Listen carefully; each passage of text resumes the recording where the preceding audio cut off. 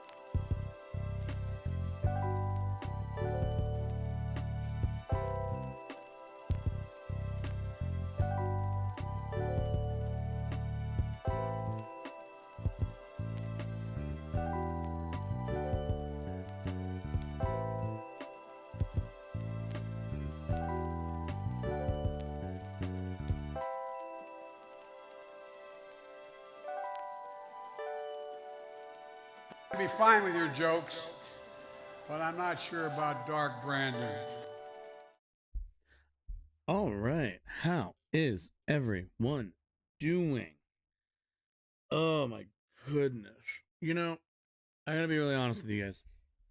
My sleep schedule has been like really fucked lately, and it means like I get up way later than I want to, and like, end up not even being able to do all the prep that I want. But you know what? We endure. Every single day I think I go to work, and many people go to work where they just kind of wake up, roll out of bed, and just head on into the office or wherever it is that they're working. So we endure. Things could be much, much worse. My griping aside, let's do the intro. Good morning, good afternoon, good evening, whenever you might be watching this. My name is Josh, and welcome to my channel. On here we talk news, politics, and current events. I'm going to adjust my volume just slightly because I feel like I'm a bit on the loud side. Otherwise, all right.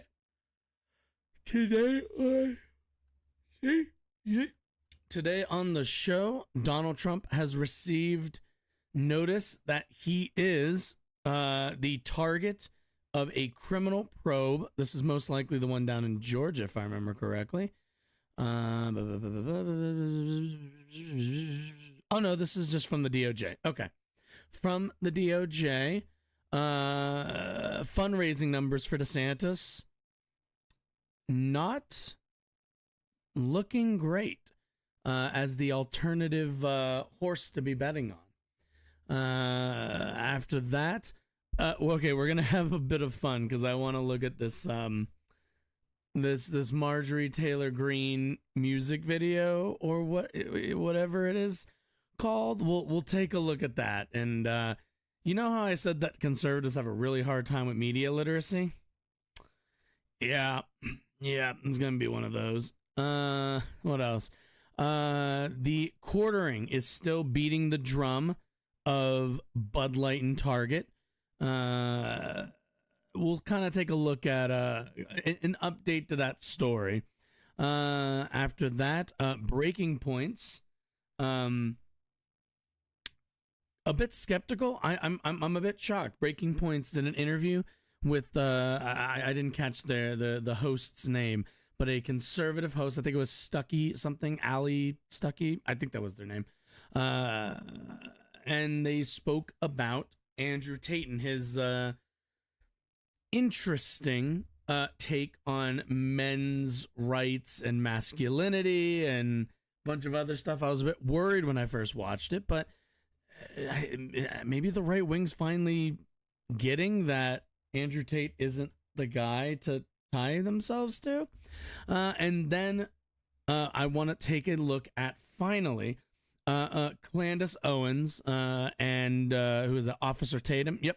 And Officer Tatum sitting down for a nice, thorough, reasoned discussion about homosexuality. So something I saw a small clip from that, and we'll kind of take a look at that. A bit of a mask off moment. So with that being said, let me take my sip of water and let's begin.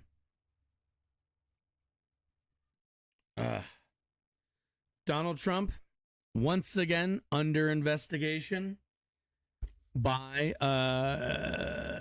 by the United States. We already have the Georgia investigation going, but let's take a look. Wow, all caps. Sorry, it's all caps. I got to say it loudly. On Sunday night, while I was with my family, having just arrived, having just arrived from the Turning Point event in Florida, where I won the straw poll against all of the Republican candidates with 85.7%, with all polls showing, Christ, this is a run-on if I've ever seen one, showing me leading in the Republican Did we didn't even look at that, did we? Should we maybe try to fit that in? Because what was it? You say, should we look at a bit of that? No, I don't want Allie. Just get, oh God, 5 hours. Oof.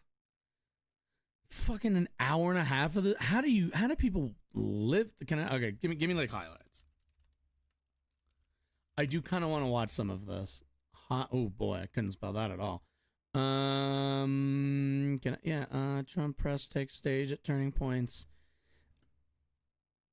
Can I get one that's not editorialized, please? I just want like a brief. I want to taste. That's all I want. I just want a taste. CNN's. I know I saw. Oh my god, yeah. Like I don't. Like, good god. Crooked Joe Biden. Oh, okay, whatever. Well, I'll see if I can find it on Twitter. I am sure I can find it on Twitter. Some clips. Let's see, where were we? With all the polls showing leading Republican primary by very substantial numbers, almost everyone predicting that I would be the Republican nominee for president. And as I am leading Democrat Joe Biden in the polls by a lot. Horrifying news for our country was given to me by my attorneys. Wait, was that one fucking sentence? Wait a minute. Wow. Okay, that's not a sentence, but okay. On Sunday night, okay. Jesus. This entire thing is 2 sentences. Oh my god. How do people do this? Deranged Jack Smith, the prosecutor with Joe Biden's DOJ, sent a letter. Again, it was Sunday night. I don't think the letter was sent. It was probably sent like Saturday or Friday. Stating that I am a target of the January 6th grand jury investigation and giving me a very short 4 days to report to the grand jury, which almost always means an arrest and indictment. Man, this dude, my dude. I mean, what did I say last time, though? They'd print it on a shirt and then sell it. And lo and behold, they did it. So now Joe Biden's Attorney General, Merrick Garland, who I turned down for the United States Supreme Court, in retrospect based on his corrupt and unethical actions, a very wise decision, together with Joe Biden's Department of Injustice, have effectively issued a 3rd indictment and arrest of Joe Biden's #1 political opponent, who is largely dominating him in the race for the presidency. Jesus. Nothing like this has ever happened in our country before, or even close. They illegally spied on my campaign, attacked me with a total fake dossier that was funded by Hillary Clinton's campaign and the DNC, impeached me twice. I won. They failed. I won. They failed on the Mueller witch hunt. No collusion. They failed on the Russia hoax. The 51 intelligence agents fraud, the FBI Twitter files, the DOJ and Facebook censorship, and every other scam imaginable. But on top of all of that, they have now effectively indicted me 3 times. The DOJ staffed and runs the DA's office of Manhattan, with a probable 4th coming from Atlanta, where the DOJ are strict and possibly illegal. Oh my god. Oh my god. Coordination with the district attorney, whose record on murder and other violent crime is abysmal. What does that have to do with literally anything? This witch hunt is all about the election interference and a complete and total political weaponization of law enforcement. It is a very sad and dark period for our nation. Okay, let's talk about this really, really quickly. And this is really simple. You can usually tell a fascist, even a dishonest actor. You can always tell when they frame issues that they are having, like, they ran somebody over, or they got, or whatever, right? You can always tell when Trump's like full of shit, and like anybody like him, when they tie their problems to your problems. If you're a regular, like, if you're a regular good old boy in Alabama, you vote for President Trump, you really care about your real president, not that corrupt Joe Biden. If you really care about your president, right? Donald Trump is going to tell you every time Donald Trump gets in trouble with the law, every time he goes out there and he makes a fool of himself, every time he breaks the law, every single time he does anything wrong, he's going to paint it as if you're the one in trouble. You Man sitting there from Alabama, that's you. You gonna be you. This is a problem for you, not for him, because he wants you to defend him, because he wants you to take the fall for him. That's how you can kind of always tell a bit of a fascist. But let's take a look at an actual article about this. Of course, Tim Pool. What did Tim say? Holy fuck! It's literally the third time, my dude. It's the fourth time, isn't it? Like, R.I.P. Harvey. Who the fuck is Harvey? Seeing R.I.P. Harvey and checking to see if it's Weinstein.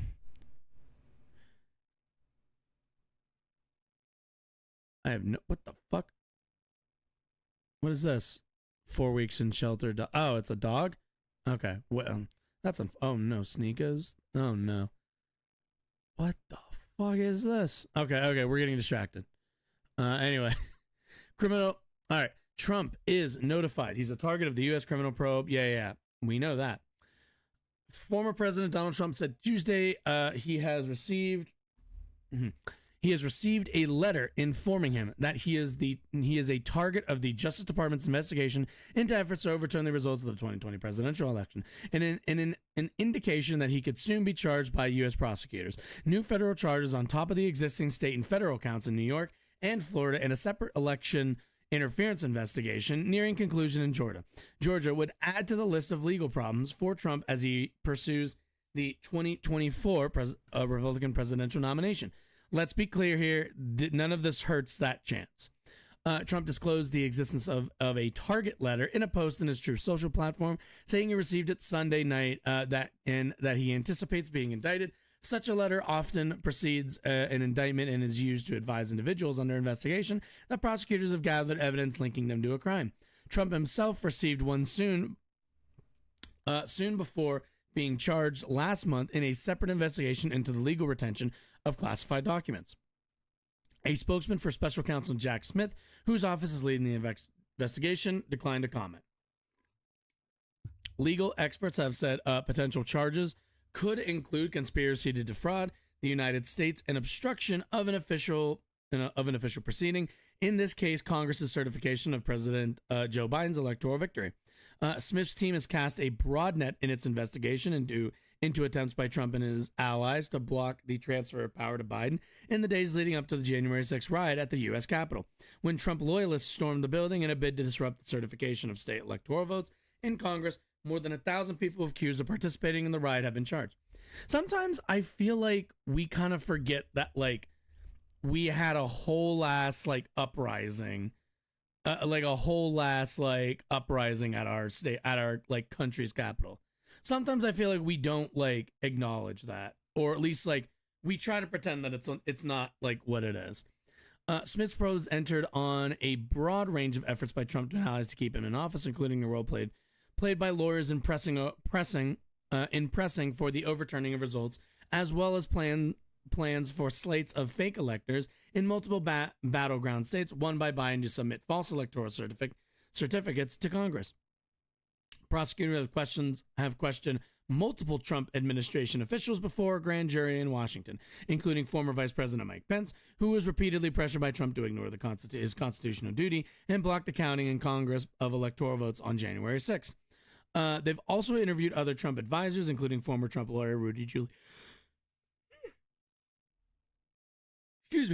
Giuliani, as well as local election officials in states including Michigan and New Mexico, who were targets of a pressure campaign from the then president to overturn election results in their states. A lawyer for Giuliani, who participated in a voluntary interview, said Tuesday that he did not receive a target letter.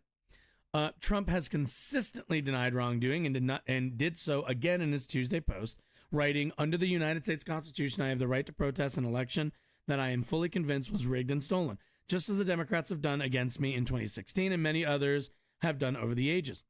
Trump remains the Republican Party's dominant frontrunner, despite indictments in New York arising from hush money payments during the 2016 campaign, and in Florida, which appear to have had little impact on his standing in the crowded GOP field. The indictments also have helped his campaign raise millions of dollars from supporters, though he raised less after the second than the first, raising questions about whether subsequent charges will have the same impact. A fundraising committee backing Trump's candidacy began soliciting contributions just hours after he broke the news of the newsletter, casting the investigation as, quote, just another vicious act of election interference on behalf of the deep state and to try to stop the silent majority from having a voice in our own country. I never want to hear silent majority out of these people ever again. Like it's really like, oh, we're just the silent majority. No, you're just the very loud minority. I'm sorry to say. Let's see. Fuck. The fundraising committee targeted by his political rivals, the U.S. has descended to third world. -20. Well, yeah. He did break the law. That is what happens. That is kind of what happens when you break the law, Cottonmouth. The Trump indictments have proven politically challenging for some of Trump's rivals, who must be mindful of his deep support among many of the party's primary voters. Let's see. Asked about the letter during a press conference in South Carolina, Florida Governor Ron Desantis, Trump's most serious challenger, said he hadn't seen it, but delivered his most forceful critique to date of Trump's inaction on January 6th. Political realities. Okay. I'm pretty awake. I mean, I am a bit tired, but I'm awake. Seems like between everything, it seems like he's run into some hot water with the law. And at the end of the day, they did an investigation. It seems like they can tie him to stuff. Like, the only reason why, Cottonmouth, keep in mind, the only reason why he's doing the, like, I'm being targeted by my political rivals is mainly because all of this shit is coming down as Biden is president. Like, if we were looking at a, I don't know, if we were somehow looking at like a President Desantis, right? Do you think he'd say anything different? No, he's going to say whatever he wants, whatever he needs to get out of responsibility and out of, what's the word? Out of accountability for any of his actions. So, I mean, if you want to frame it as like, what's it called? That's it's like political targeting. That's one thing, but and I really don't believe, and there is absolutely no evidence that Biden was like, go after the man. I mean, he should have, but I think it was shown he was in the, okay, let's see, asked about the letter during the press conference, South Carolina. Oh, I already did Ron DeSantis.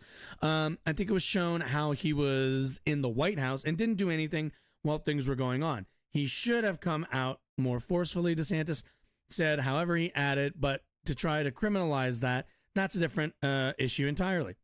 House Speaker Kevin McCarthy, who had previously criticized Trump for his actions that day, accused Democrats of trying to, quote, weaponize government to go after their number one opponent. Yeah. It's always weaponization, always unfair victim, always blame the ref.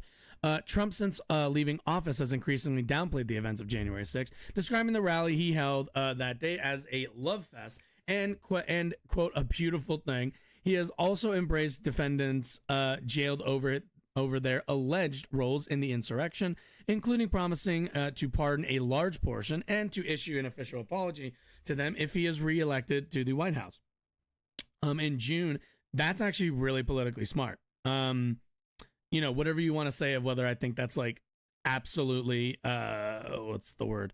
A perversion of our pardon, of like a president's pardon abilities, and like obviously a perversion of the events from that year. That is smart politically, to go out there and pretty much hinge those people's freedom, because it kind of galvanizes support of the people who who were favorable towards Jan 6. Let's see, earlier this year, collaborated on a song called, in June, he spoke at a fundraiser for the defendants, and earlier this year collaborated on a song called Justice for All, a version of the Star Spangled Banner sung by the January 6th prison choir. What the fuck? And recorded over a prison phone line that is overlaid with Trump reciting the Pledge of Allegiance. Dude, what the fuck? Okay, no, I need to know this. What is it called? Justice for All? Oh, no. Oh, no. Oh, no. Oh, no. What the fuck is this? Give me this.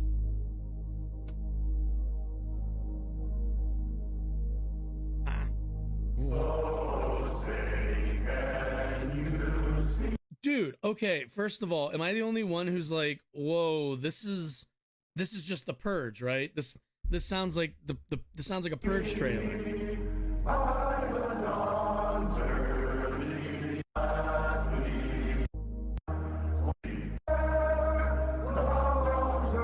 Like,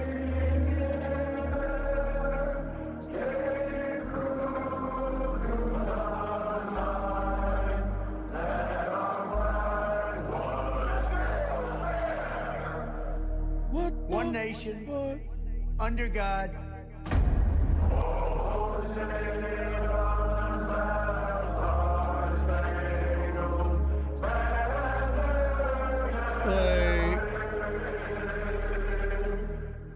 Indivisible, with liberty and justice for all. Oh my God. This is just the Purge trailer.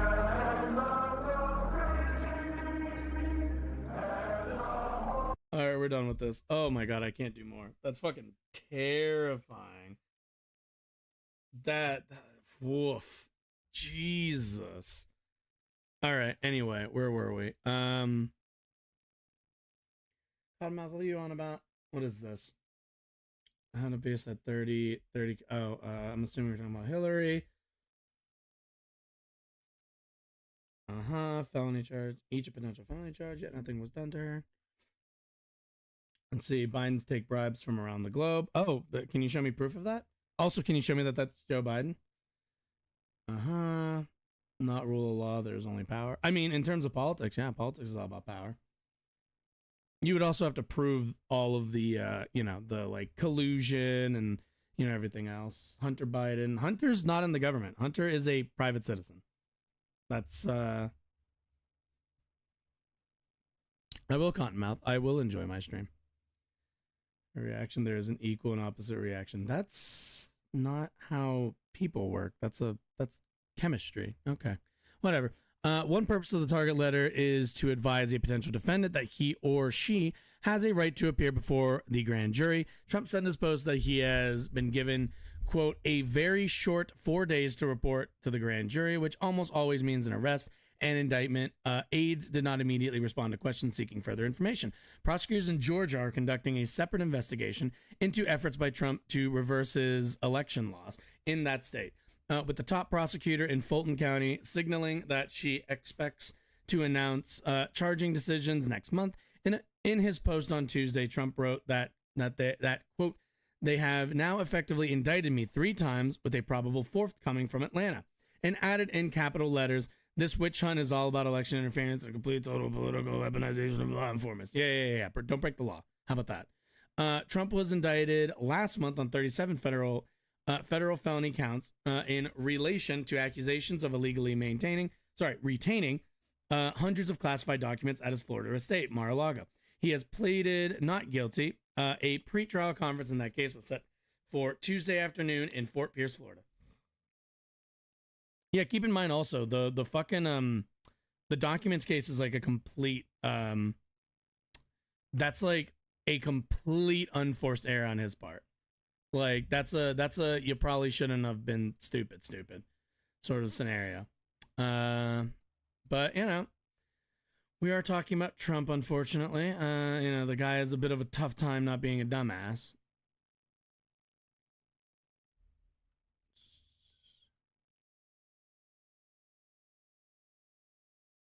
Anyway, sorry, I'm just like scrolling Twitter to see what all is going on. What the fuck? Anyway. So yeah, we'll keep an eye on that. It seems like, look, we'll kind of see what comes of all of these. Trump is having a really, really tough time getting like a good team of lawyers to take on the case, because quite frankly, they all know what happened to the last team of lawyers. They, if you're a lawyer, you probably have an inkling that this isn't gonna go well, and it might honestly not look very good for you if you go and represent the president and and end up getting him locked up in jail, or you end up losing the case. So we'll kind of see how this ends up going.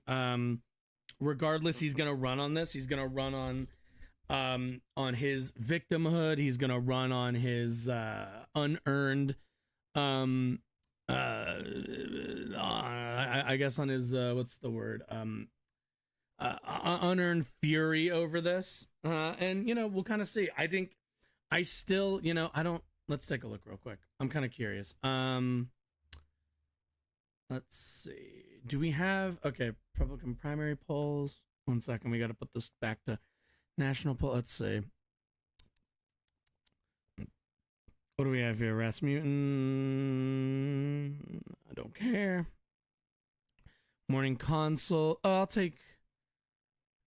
When was this? 13th to the 17th? Sure, I'll take this one. This one looks good. Let's see. National Research. Let's see. 37-23 DeSantis. Trump up 14, up 24, up 37, up 28, up 34, up 26. The closest you get is one of them that's up 14. So, I mean, Trump, at the end of the day, you know, even do morning consult. No, excuse me. You know, even if, oh my God. Yeah, and like I think this was before these got announced, but keep in mind, Trump is the pink line? Yeah, or purple. That's like kind of a purple. Why are they using these specific colors? Oh, goodness. 50%. Haley, down here, loser. Burgum, loser. Suarez. As of right now, we have a couple people batting. Oh my God, we have a bunch of them. Not until you get to Ramaswamy do we finally get 5%. And after that, it's Pence and DeSantis. And even then, DeSantis is trailing by 30 points. This, to me, the Republican primary, as it stands with Trump in the race, is a foregone conclusion. There is no argument. There is no, there is no question. There is no nothing. Like, look at this huge split. When was this? March? When DeSantis just began, when they just split? Yeah. Trump gets, this is a good example. Trump gets rises as DeSantis gets dips. Do you notice this? Like, there's this one at, when is this? May 13th. I don't know what happened May 13th, but do you notice Trump gets a rise, DeSantis gets a dip? Same with around here. Trump gets a huge rise, bit of a dip there for DeSantis. Like, they were kind of close for a bit. Like, in the very beginning, they were close. And DeSantis was really close. But, he's opened up this lead. It's over. It's over as far as I'm concerned. Now, do I like this? Not really. I'm not really a big fan of us rerunning Biden and Trump again. It's a bit tired, but, it is what it is. Sadly, the state of our politics is what it is, and, we're not going to get, there isn't like, an imaginary choice that's going to pop up. Oh, is this a highlight? Let's see, his comments by translation, essentially.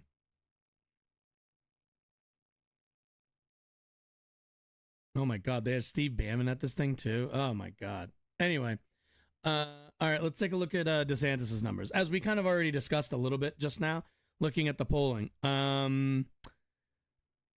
Yeah, Summit in Arlington. Get the fuck out of get out of here. Latest campaign finance data was released Saturday and gives a window into financial stability of the presidential campaigns. Here are a few takeaways from the Federal Elections Commission reports.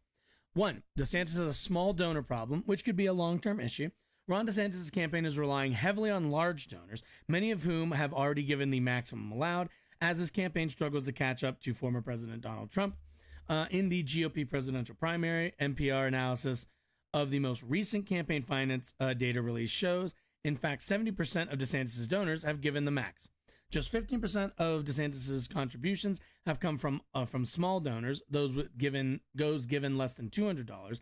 That indicates a potential long-term problem for the Florida governor's campaign. After entering with much fanfare, a number that low indicates a lack of grassroots support. For context, the Trump Joint Fundraising Committee in the 2022 midterm cycle and Vivek Ramaswamy, another GOP candidate, pulled in more than half of their totals from small donors. So, okay, we've kind of seen a little bit of this as the American people have met Ron DeSantis just a little bit more.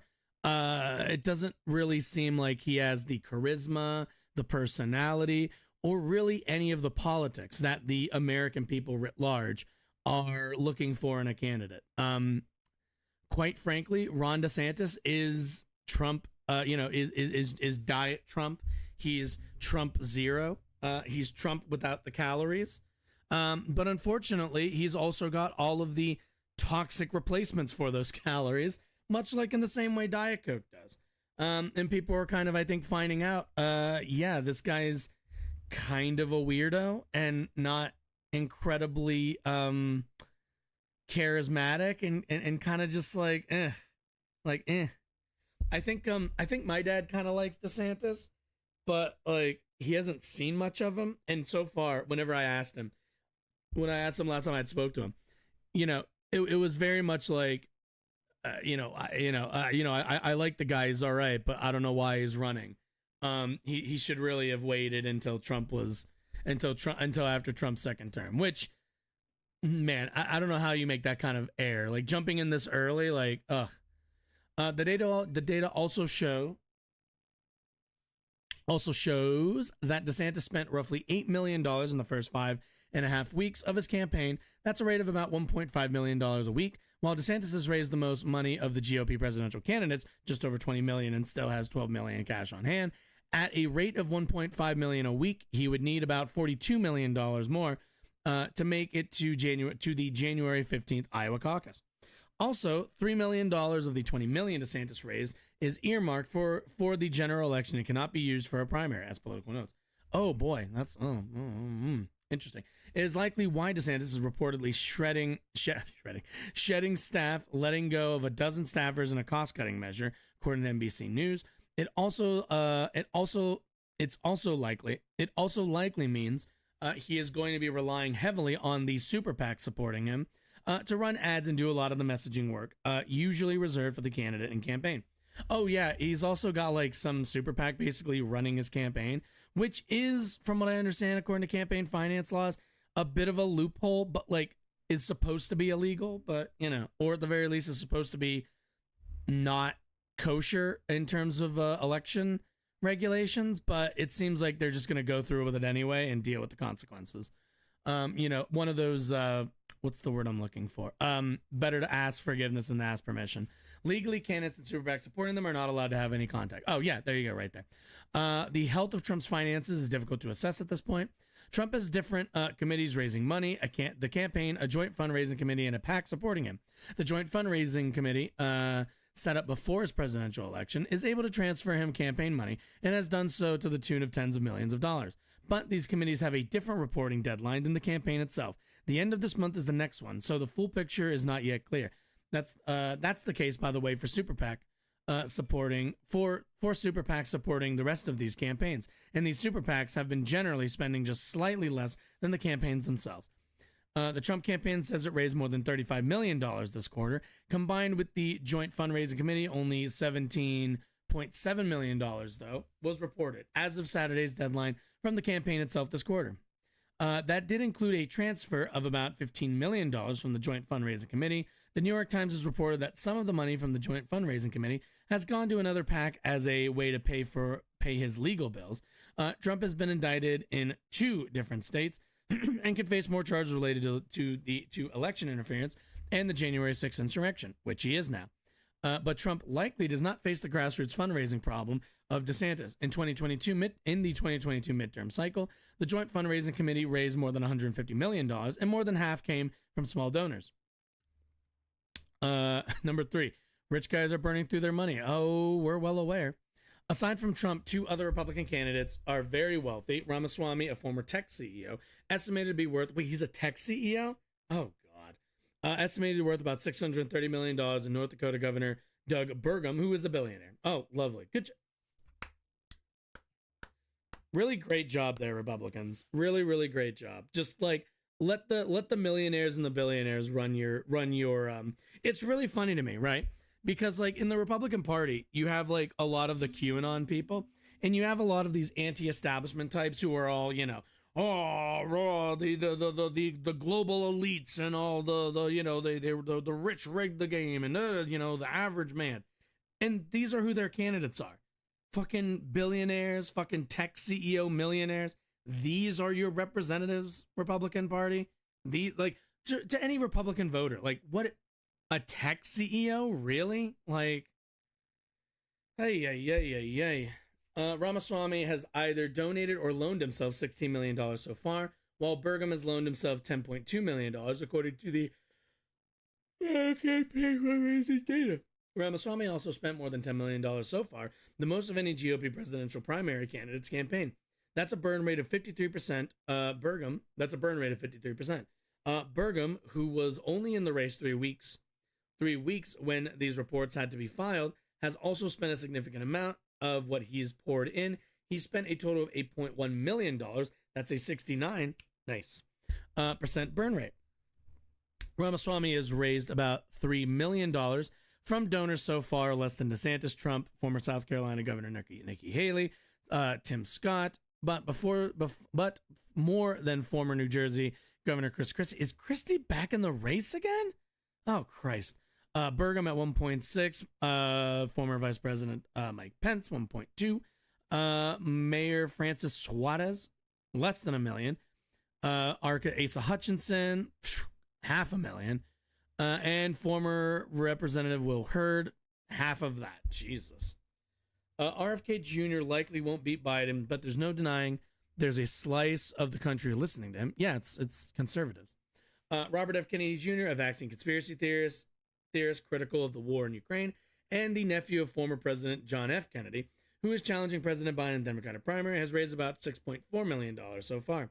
He has $4.5 million cash on hand. More than a third of the money he raised came from small donors, and he has not loaned himself any money despite his family's wealth. His family is overwhelmingly opposed to him running. Oh, well, I wonder why. About $100,000 of the $4 million in larger donations to him has actually come from an unusual crossover of donors to Republicans, DeSantis and Trump. If you were running in the GOP primary, RFK Jr. would be fifth in both total raise from individuals and cash on hand. Interesting. Now his totals are nowhere close to what Biden has raised for his reelection. So he's not a viable threat to Biden's nomination. With all of Biden's committees combined, the president raked in $72 million in the second quarter alone, way more than any Republican candidate. But Kennedy's total is certainly enough to be able to sustain a lean campaign and make a push that continues to gain traction. Notable points: Scott has the deepest pockets of the GOP candidates with $21 million cash on hand. Christie raised 1.2 for his quarterly report, which covers just the first 3 weeks of the campaign. Pence is struggling to sustain serious campaign. No shit. Suarez announced 2 weeks ago and at the end of the deadline, but he looks like he went to the well with some of his known donors. Of course he did. So, okay, can we talk a little bit about, like, this Democrat or Republican side? This is what our politics have kind of broken down to because of the allowance from the Supreme Court of money into politics. This is the direct result of that ruling back in like the 70s. And it's really, it comes down to it, to me, that like at the end of the day, the fact that he who talks to the most amount of donors, who makes the most amount of money, and all the rest of that stuff is like in line to pretty much win, is, it's just one of those things where you kind of see our democracy and the way our democracy like is structured and functions to be what it is, which is up for sale, up to sale for millionaires, up to sale for billionaires. At the end of the day, like, running campaigns should be infinitely more transparent than this. And also these are the barriers to running for president. This is why normal people don't run for office, because they just simply can't afford to. Do you notice like almost everybody who runs for federal office, especially, is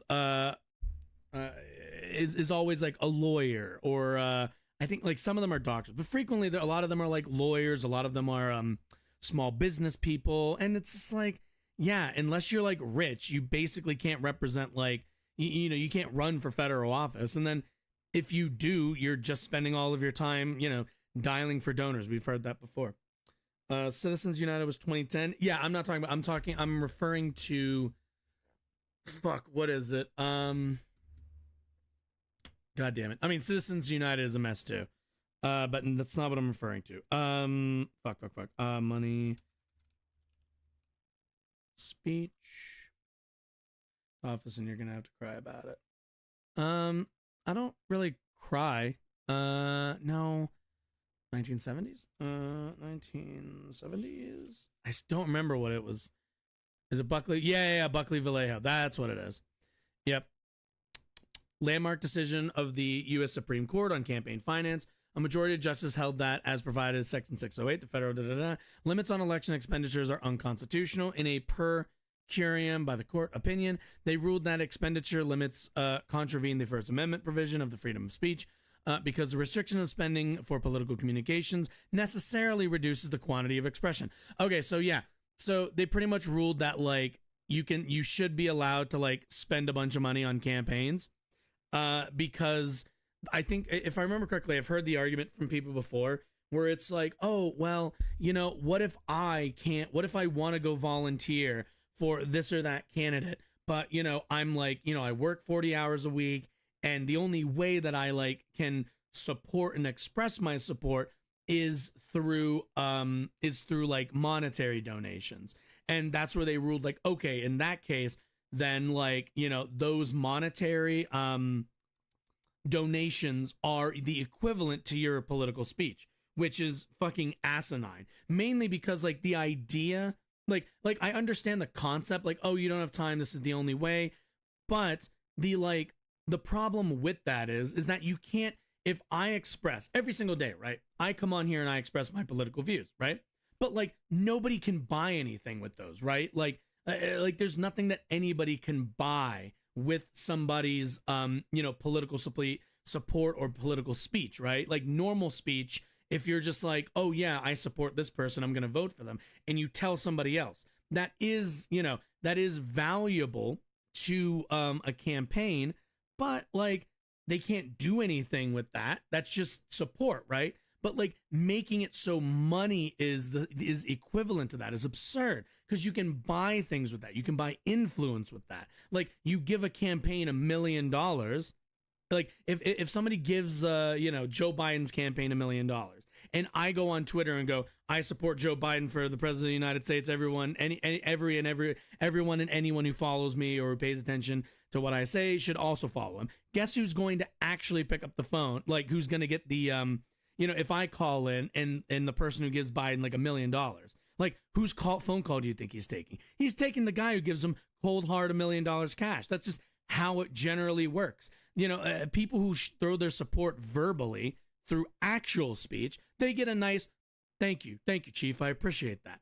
But, like, rich people, it's like, oh, you gave me $1 million? Psh, raking it in. What do you want, boss? What do you need? I can now go buy ads. I can now go do this. I can do that. So it's just like, you know, and this is what it's, like, turned into now.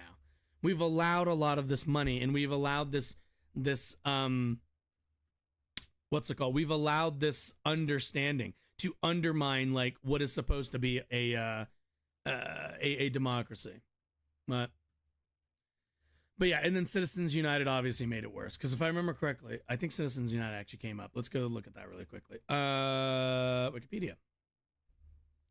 Let's see. Landmark decision. Yes. Why is everything always a landmark decision? Regarding campaign finance, free speech under the First Amendment. The court held 5-4 that the freedom of speech clause of the First Amendment prohibits the government from restricting independent expenditures for political campaigns by corporations. Oh, yeah, and this is the one that opened it up for corporations. Okay, yeah. Including nonprofit corporations, labor unions, and other associations. Yeah. So normally a labor union, so in the past also a labor union would not, like, need, like, a labor union would not support a presidential candidate, or any candidate for that matter, with the, like, through, like, monetary avenues, right? Like, a union might donate some money, but the actual support you're going to get from a labor union is going to be them leveraging their votes. They're going to say, hey, look, if you want our endorsement, meaning if you want the votes of millions, you know, thousands, if not millions of members of this or that union, then you need to, meet us at the bargaining table. You need to give us something to vote for, something to argue on your behalf for to our other members. And that's perfectly fine. I think that's like that's not monetary. That's not buying influence. That's leveraging the votes that you can deliver for somebody. But when it's corporations, it's just, and nonprofits, it's just, we raise a bunch of money for you and you do what we want you to do. This is how lobbying works. This is how a lot of industry works. Go check in whatever state that you're in. Go check to see the largest donors to your which industries they come from of any of your elected representatives, and then go look at their voting record and go see if they're voting, if they're like not taking votes on if they're getting money from oil industries, if they're taking votes to reduce their ability to to sell oil or whatever it is. Like, at the end of the day, like, that's kind of how this game has worked for the last 50-ish years now. And we see the result of that. Our fucking democracy is a goddamn mess because of this. We don't have, even on the Democrat side and the Republican side, we don't have candidates who aren't bought by bought by this or that corporation or this or that. It's not even individual corporations, it's entire industries. Say what you want about Trump, and I see we have a Trump supporter in chat.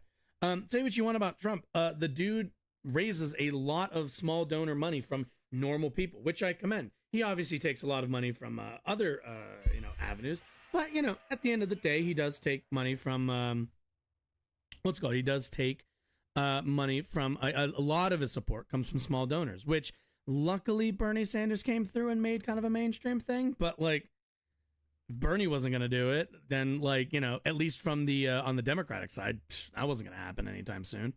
But let's see. Gonna put Trump. Oh yeah, that's right. Do you really think Trump? I don't think Trump has a very high chance of winning. He's got a lot of legal troubles. I mean, certainly. What's up, comrade? I am doing well. How are you? Certainly he's going to win the, I've held strong that Trump, there's no way Trump loses the, the primary. But in terms of the general, I don't see it. I don't see what his argument could be. Like, what is especially for the normal person, for like a Republican Party voter, right? They just need to hear Hunter Biden. All they need to hear is Hunter Biden, witch hunt, a few buzzwords, and they'll be voting for Trump no matter what, right?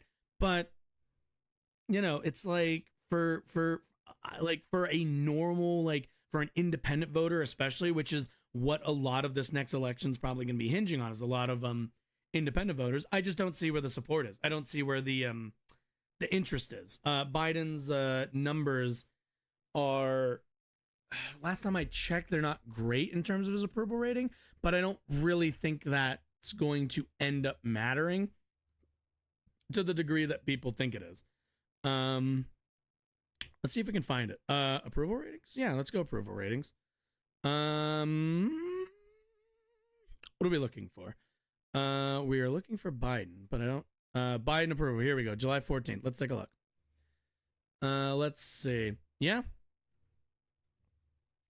Let's see. Disapprove. This pretty much cut off in what? The switch got made. When was the switch?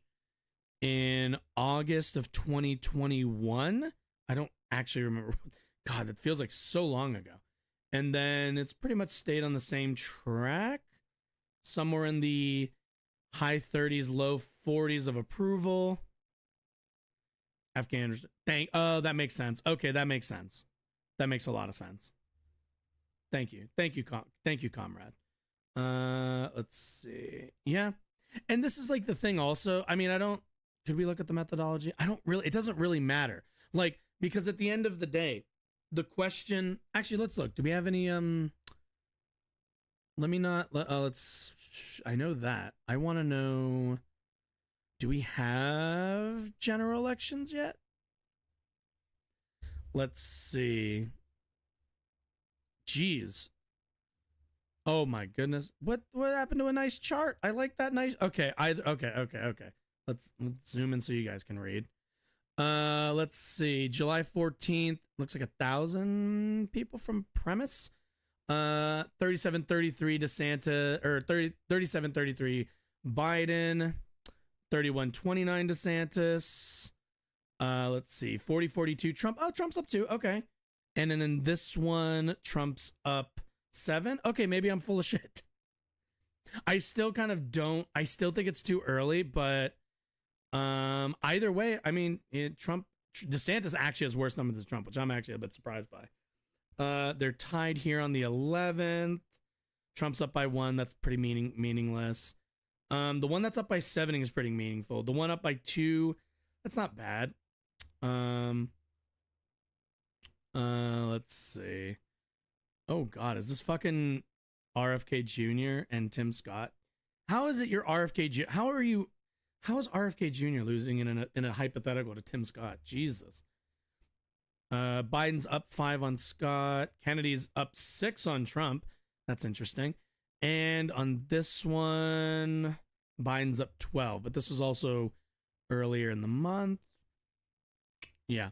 I mean, generally, it's too early to tell. I just don't see it. I don't see the, I just don't see a strong argument for Trump over, Trump over Biden for average Americans. I just don't see it. But, we'll see. We'll see. Like I said, I can't wait till the fucking primaries. I will say that. That I do know. I cannot fucking wait for the primaries. That shit's going to be fucking wild. What is this? Bernie is a cuck who will never fight the establishment. They fucked him over twice and he tucked his tail between his legs. Well, yeah. What did you expect him to do? Run third party? I mean, I love Bernie, but that'd be fucking idiotic. Let's see. Only for leftists like Adam 22 and Destiny.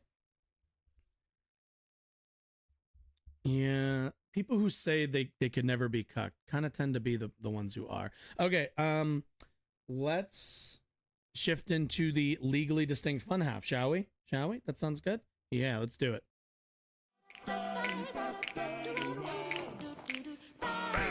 Could not shop at Target, or else you're gay. Spit in my mouth, look in my eyes. Just to simplify this, I think we're just going to use. I may keep the pantyhose on. This feels kind of good, actually. Larger than that, I live like a capitalist every single day. Beat it up, N-word. What is more important to our culture than the Joker? I don't like them putting chemicals in the water that turn the friggin' frogs gay. I like black guys a lot. The alpha males are back.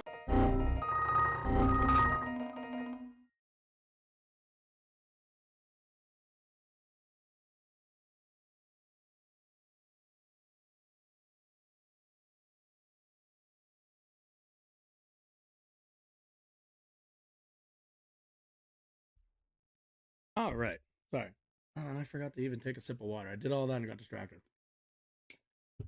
Biden sucks. Yeah, Biden does suck. I mean, I'm not a fan of Biden, but Biden or Trump, sadly. I don't have to like it, but it's one of those things. Our options right now for the left, and I think I've said this before. Our options right now for the left, I think, are pretty non-existent in terms of 2024, which means we really should be, as a block of the Democratic Party, we really should be looking at 2028 as and kind of planning for that, because that's going to be the next real bite of the apple that we get. I don't know who that's going to be. We're going, because once Biden is done, after 28, we're going to get another, there will be another real Democratic primary. Assuming RFK Jr. is still around, I kind of, I expect him to run again if he's, he's in pretty good shape, I hear. So, we'll probably see RFK Jr. again in 28. I don't know if we'll see Kamala. I'm sure we will. But we'll see Kamala. We'll certainly see Buttigieg again. But the question's going to be who kind of takes up that mantle for Bernie now that he's past the point where I think he's going to continue. What do you want in a Dem candidate? What do I want? I want somebody. I mean, if I'm like making my candidate, I want somebody who's running on.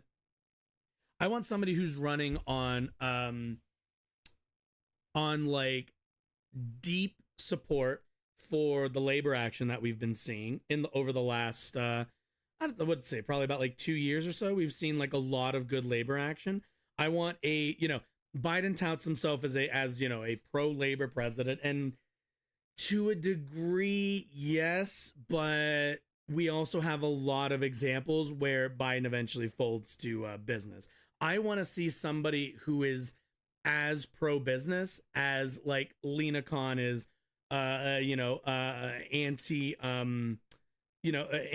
business, I should say. Like Lena Khan's FTC run has been wonderful. And I want to see a president who is in that vein, like kind of like unapologetically in support of labor. Also, obviously, Medicare for all, a supporter of college for all, a supporter of, the defunding of our military to a degree, and kind of the, a bit of a scaling down of that department in favor of things that actually benefit Americans. Somebody who is looking to bring manufacturing to a degree back to the United States. That would also be nice. There's a handful of things, but my big ones are obviously like your standard Medicare for all, college for all, revitalization of small towns, an emphasis on infrastructure, especially in, local small towns, would be nice.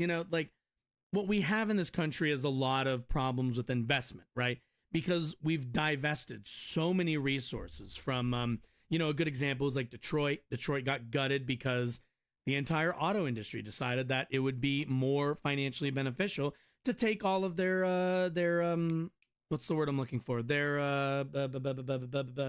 am I looking for? Their manufacturing to Mexico and to other countries, because they figured, hey, we can make the same cars, sell them for the same price, and pay our workers way less if we move this to another country, to a less developed country. And we need to put, I think, not restrictions, but we need to put barriers up to disincentivize that sort of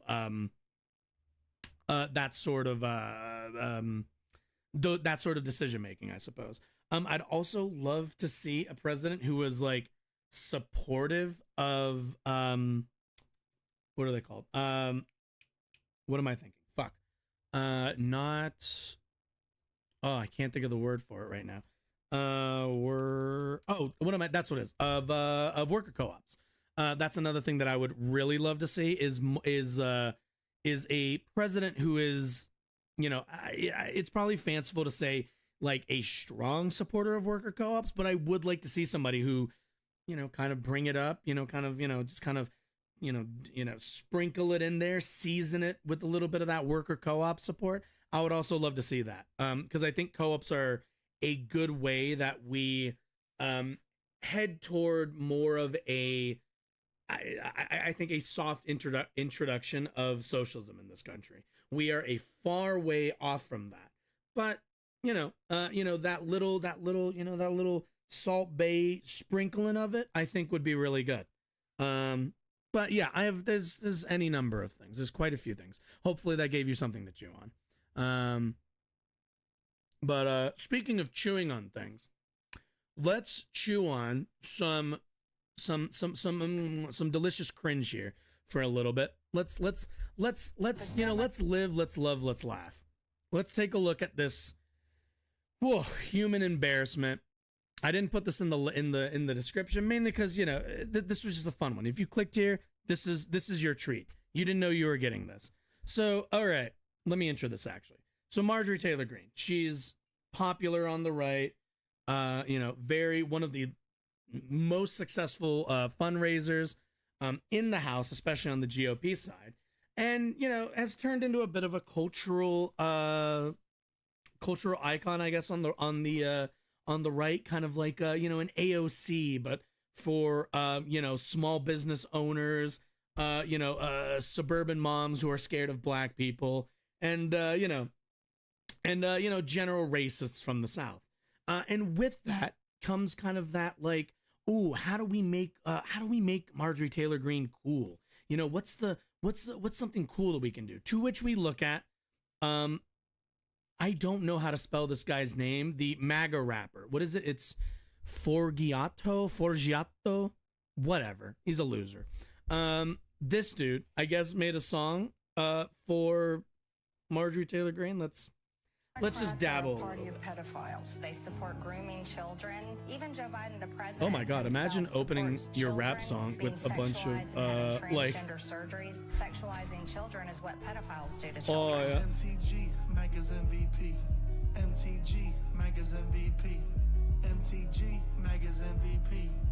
What is, dude? No. Democrats get back. Boom. Reporters even get slapped. They're spreading all these rumors because Marjorie be spitting big facts. Deep state and the left always have. Okay, so I've said this before. I definitely think I've said this before. Do you want to know why conservative, like, do you want to know why MAGA rap? Like, we have that other guy, oh God, what is his name? The dude who was like, oh, fuck, what is his name? What is his fucking name? The dude, the other white guy with a bunch of tattoos on his face. Also notice, like, you know, the right wing, every time they see like a black rapper with tattoos on their face, they're like, oh, disgusting. And then there's one who's like a MAGA chud, and they're like, oh, lovely, amazing. We love face tattoos.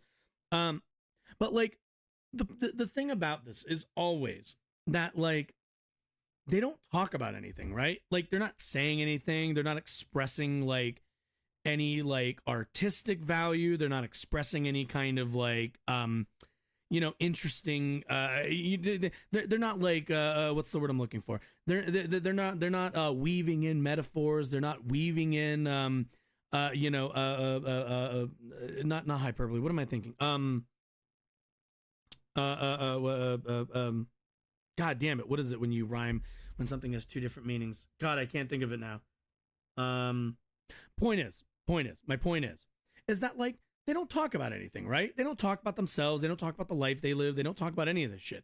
They just kind of regurgitate Fox News headlines and Breitbart headlines. And that's kind of it. Nothing they say is like real. It's all just like headline talk. It's like people who don't read past any headline on an article on like Fox News or Breitbart, and then you rolled that person into like into a rapper and told them, make me some music. It's really fucking pathetic, and it's really sad. It exposes how like unartistic these guys are, how unartistic a lot of these like right-wing artists are. You know, at the end of the day, it's just like, what are you even saying? You're just saying headlines. That's all you're saying. You're not. I'm not getting double entendres. That's what it is. They're not, you know, they're not bringing in all these like double entendres, all these metaphors to talk about the life they lived or anything. It's just MAGA shit. It's just, oh, MAGA. When they gonna let Joe about that basement? Marjorie, I really love what you do. Keep calling rhinos out. No one does it better than you, huh? A real businesswoman. Okay, I'm just gonna say it. Do you think they fucked? Also, how awkward does Marjorie Taylor Greene look here? She looks so fucking lost, standing here like a fucking music video vixen. Like, AOC's a featherweight, a southern belle, a little hood, watch her shake and bake. Divorce, that's all y'all got to bring. oh my God, we got one, kind of. She's fighting for our children, she's fighting for our freedom, she's fighting for the Jan 6, she's fighting good versus evil. MTG, MAGA's MVP. MTG, MAGA's MVP. Yeah, and it's like, he didn't say anything. He just was like, Marjorie Taylor Greene's awesome. That's it. Like, I like Marjorie Taylor Greene, you know, and that's kind of it. And it's kind of just sad. It's like you guys, this is the best you've got is just kind of, you know, we can't get any, no real bars. I think I heard like one punchline, and it was like a shake and bake punchline, to which it's like, oh yeah, yep, gotcha, right, from Talladega Nights. Is that what you got that from? Well, let's finish this up. There's like 41 seconds. Whoa. Wait, did she say she don't rock with trans people because they're soft? Is that what she just said? Wait, aren't they like, wait a minute. What are we at? 111? Because they, oh, wait, huh? Oh, wait, if I do captions. I love how the... Oh, Antifa? Or is it Trans Tifa? I don't know. If you want to see, if you want to see, like, soft, where was, I just saw this, like, before. What the fuck is this? Oh, I don't want to know. I don't even want to know. Where the fuck was it? Yeah, Trans Tifa. All right, bruv. All right, man. Get fucking ready. I love how Leah she looks like she's coming out of the fucking Matrix, bro. Looks like fucking Trinity out here. Anyway, I just wanted to laugh at this. What are the fucking comments? I'm curious. On iTunes. Dude, who the fuck uses iTunes? The movie Idiocracy is now reality, truly. As a 30-year veteran of loving rap music, I actually condemn using this art form to promote the exact party that tried to destroy rap. Oh my god, there's nothing less hip-hop than Marjorie Taylor Greene. And makes me want to dance in a minefield. Oh, I'm glad this is getting like fucking... Oh, thank goodness. How many views does this have? Let's see. Really? 55k, 1.4k up, or a thumbs up? Cool. On the bright side, rapper can flush the possibility of a career down. Yeah, I mean, yeah, dude's a fucking loser. Yeah, yeah, there was that other guy who's like, his entire song was about like being... like about opposing woke people or something. I forget the dude's name. It's what is it? White rapper. Fuck, I can't do MAGA. Conservative. Tom MacDonald, that's who it is. Yeah. And this guy's like a fucking loser too. Like none of his songs are about anything. Like they're just like, first of all, America, you're Canadian, get the fuck out. Yeah, all of it is just what's it called? Like all of it is just brainworms to a beat, quite frankly. Someone had to say it. What the oh man. And you know, like, is anybody gonna listen to that? Like, is anybody gonna like go down the street listening to their MTG, she's MAGA's MVP? Like, that's the best you could do for a fucking hook too. Like, come on.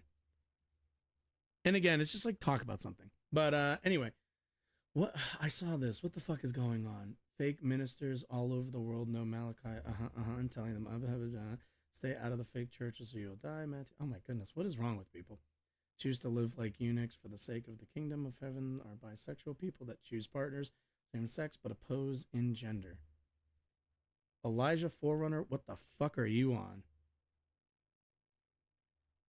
Them to return to the money to stop the fires, wars, COVID shootings, etc. Stay out of the fake churches. Matthew 19:12. God prefers same-sex marriage and confirms transgender people are born that way. What? Okay.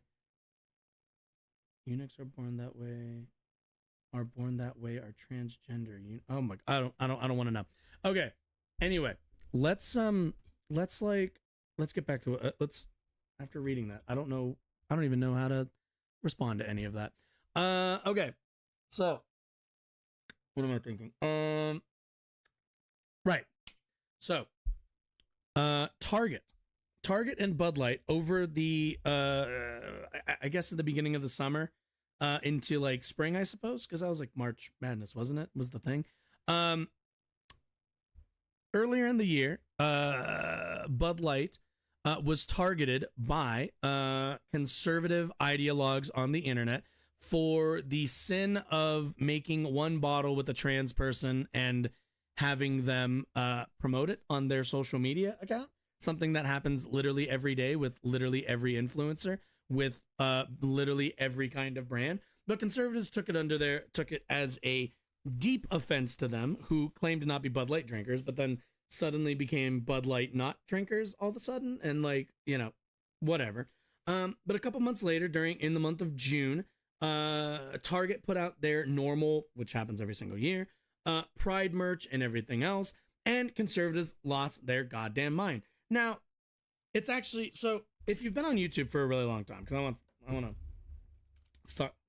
Oh, that's why this is so tight. I was wondering. This is like somebody must have adjusted this for their head size. No wonder it wasn't fitting my head. So if you spent any time on YouTube, there are what are called like commentary channels, right?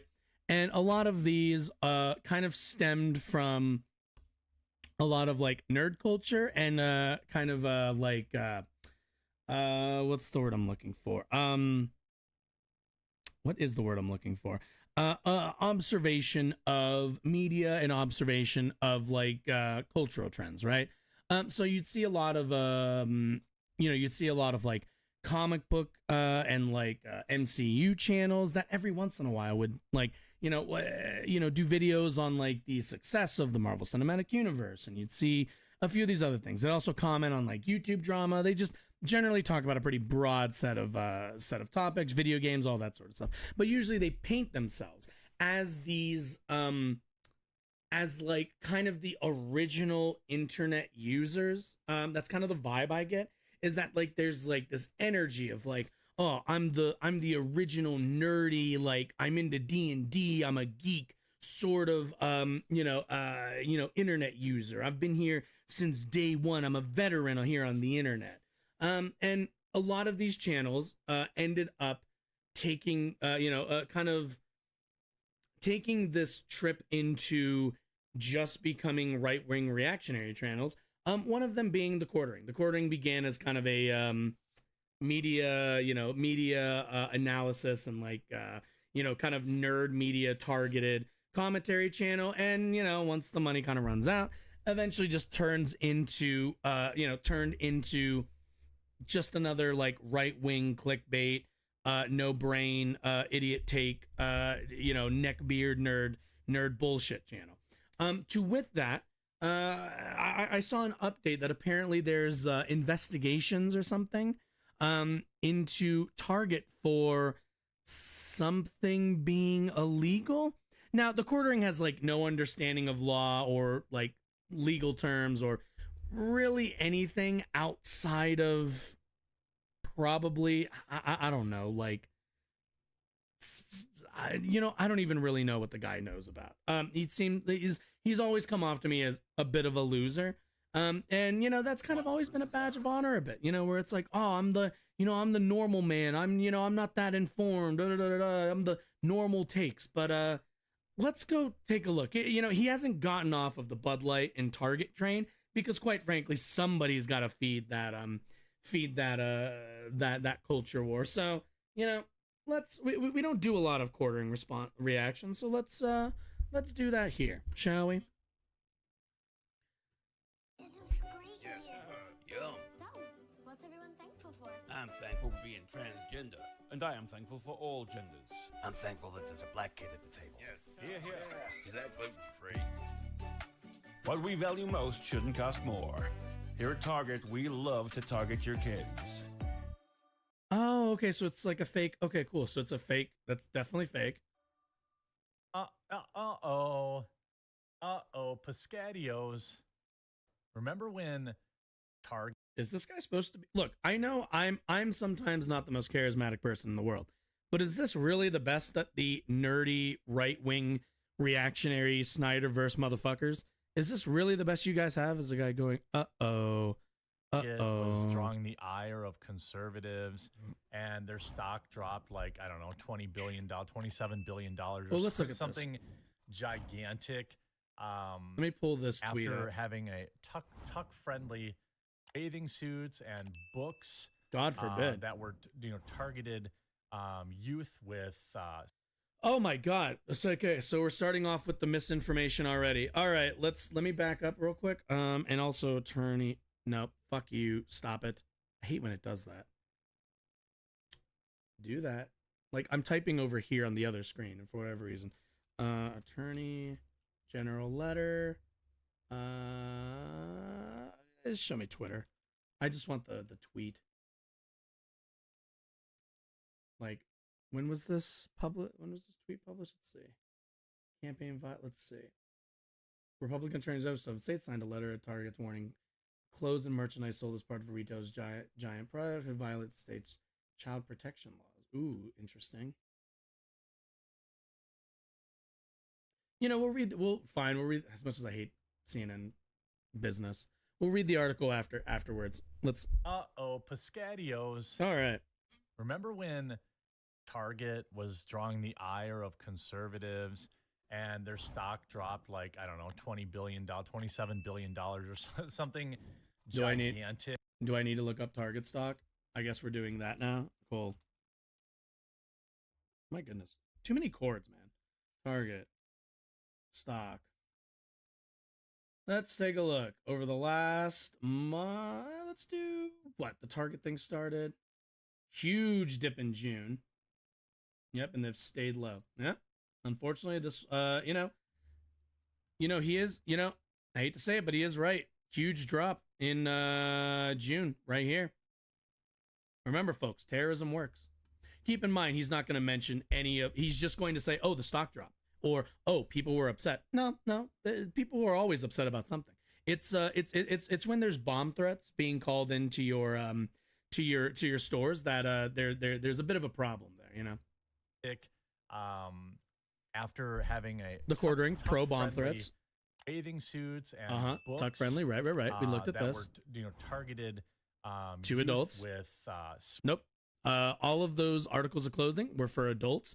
The closest thing that conservatives had an argument for about that was that there was such thing as an extra small, to which an extra small they have for a lot of clothes. It's not exclusive for tuck-friendly clothing. So that's just a lie.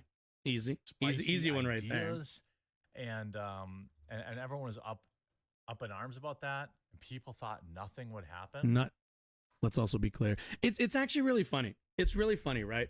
Because these guys have to say everyone was up in arms, and that's markedly untrue. Was everybody up in arms? No, not everyone was up in arms. Conservatives were up in arms. I don't mind if you want to say like conservatives were really upset about this. Like conservatives online were very upset about what they perceived as the grooming of their children, which I'm like, fine. If that's the thing that they're upset about, at least that's honest. But for him to get on here and be like, oh, everyone was upset about this. No, everyone was not. Most people didn't even know about it, because for you to find the tuck friendly tag, you would have to go and like flip through all of the tags on the clothing. Nobody knew about this until you guys went and investigated it. Like at the end of the day, this was a bunch of conservatives wanting to punish Target for having Pride merch, because the idea that you would sell merchandise supportive of the LGBTQ plus community is in and of itself degenerate, is aberrant, is wrong, is bad, is unacceptable to conservatives. They are not in support of the normalization of LGBT identity, period, writ large.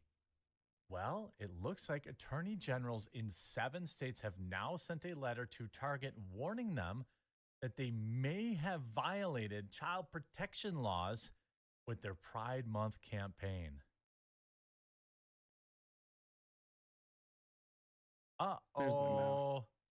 The letter. Okay. So does that mean anything? Not actually. Let's read a little bit here, shall we? Because the quartering has issues with reading that isn't on if it's not in a comic book or on a tweet.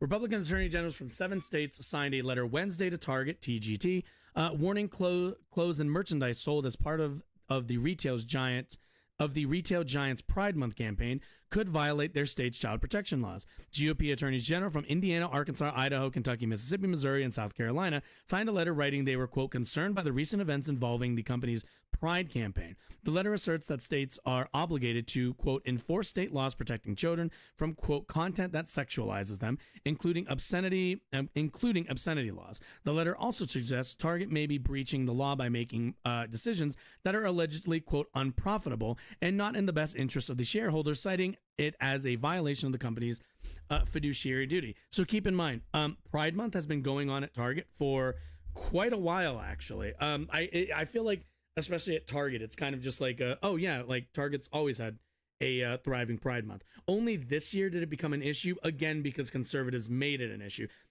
This is a selling Pride merch, that lost you money. That's you're not supposed to lose money. To which it's like, yeah, sometimes you make a decision that's unprofitable, but again, that decision to have like Pride merchandise was not the thing that cost them money. It was the concerted campaign by people on the right. Like that's the actual thing that lost them money, not the fact that it was Pride merchandise. There was a campaign, but nobody can like the only thing any decision maker at Target can say is we didn't predict this disproportionate outrage from this one online community when we've been hosting Pride events and having the merchandise there for like a decade plus or something. Like, all right. Also, again, keep in mind, these are all a bunch of red states. This is all a bunch of red state attorney generals who want to be able to go to their like frothing at the mouth, degenerate voters and be all like, look, we went after the trans and the Pride. Please vote for me again. Like that's all this is. Let's see. Also keep in mind, like, they would have to prove that the content sexualizes children, and they would also have to prove, they would have to prove a lot of this, which is why, as an attorney general, right, you could just bring charges onto individual Target stores. You could do that. Is it a wonder why they didn't? If they really think that Target was doing this, don't you think they'd spend the resources to actually try and prosecute them? But they know that this is a joke. So they wrote a letter. They wrote a strongly worded letter. And it's now being heralded as big trouble. Trust me, nothing will come of this. Letter also suggests Target may be breaching. Oh, right. The AG said they believe the campaign was a, quote, comprehensive effort to promote gender and sexual identity among children. Well, kids do have genders and kids do have sexual identities.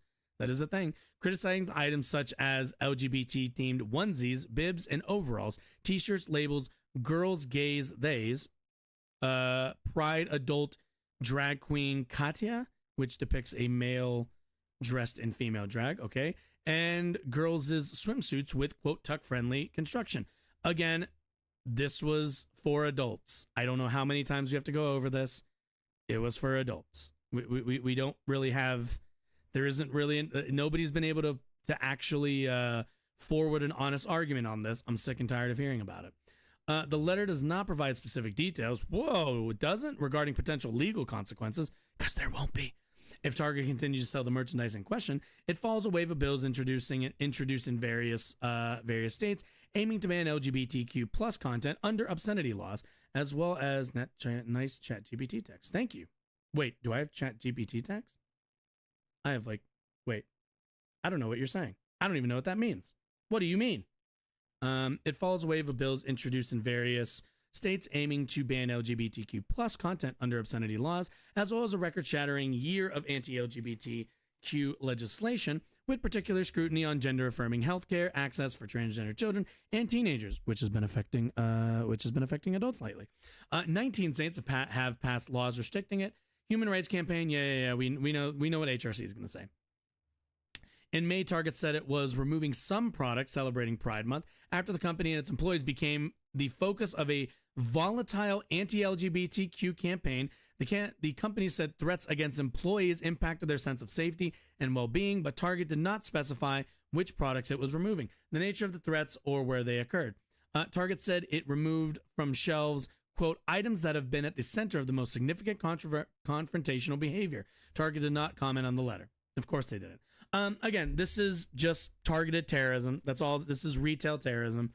Whenever conservatives want to screech and complain about organized retail theft, point them in the direction of their organized retail terrorism. Anyway, let's continue.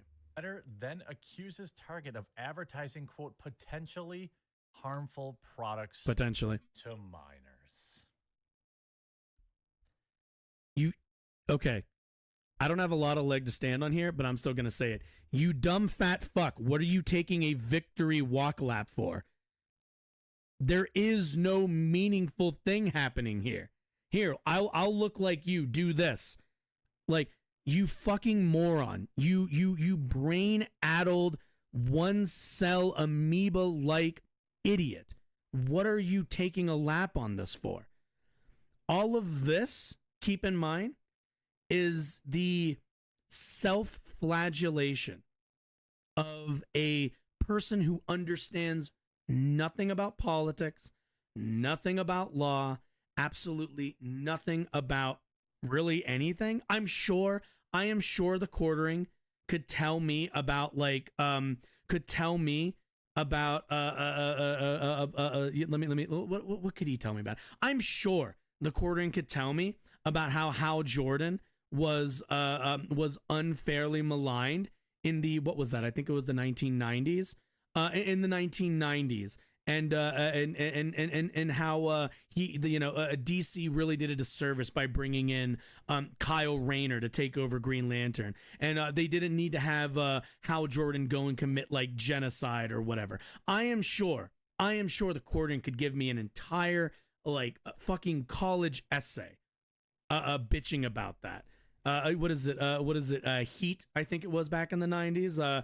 Hal's Emerald Action Team or whatever it was. Go look it up. It's an interesting story, and an interesting whole storyline. It's how we got a lot of the cooler aspects of the Green Lantern comics a little bit later on. Point being, this dude's taking a victory lap for what? The fact that a bunch of attorney generals wrote a strongly worded letter. That's and because that's kind of all he understands. He's like, oh, attorneys generals came. They said you might be breaking the law and you might be doing this and you might be doing that. If we really thought that you did, we could bring charges or we can investigate you. But they don't actually do any of that, do they?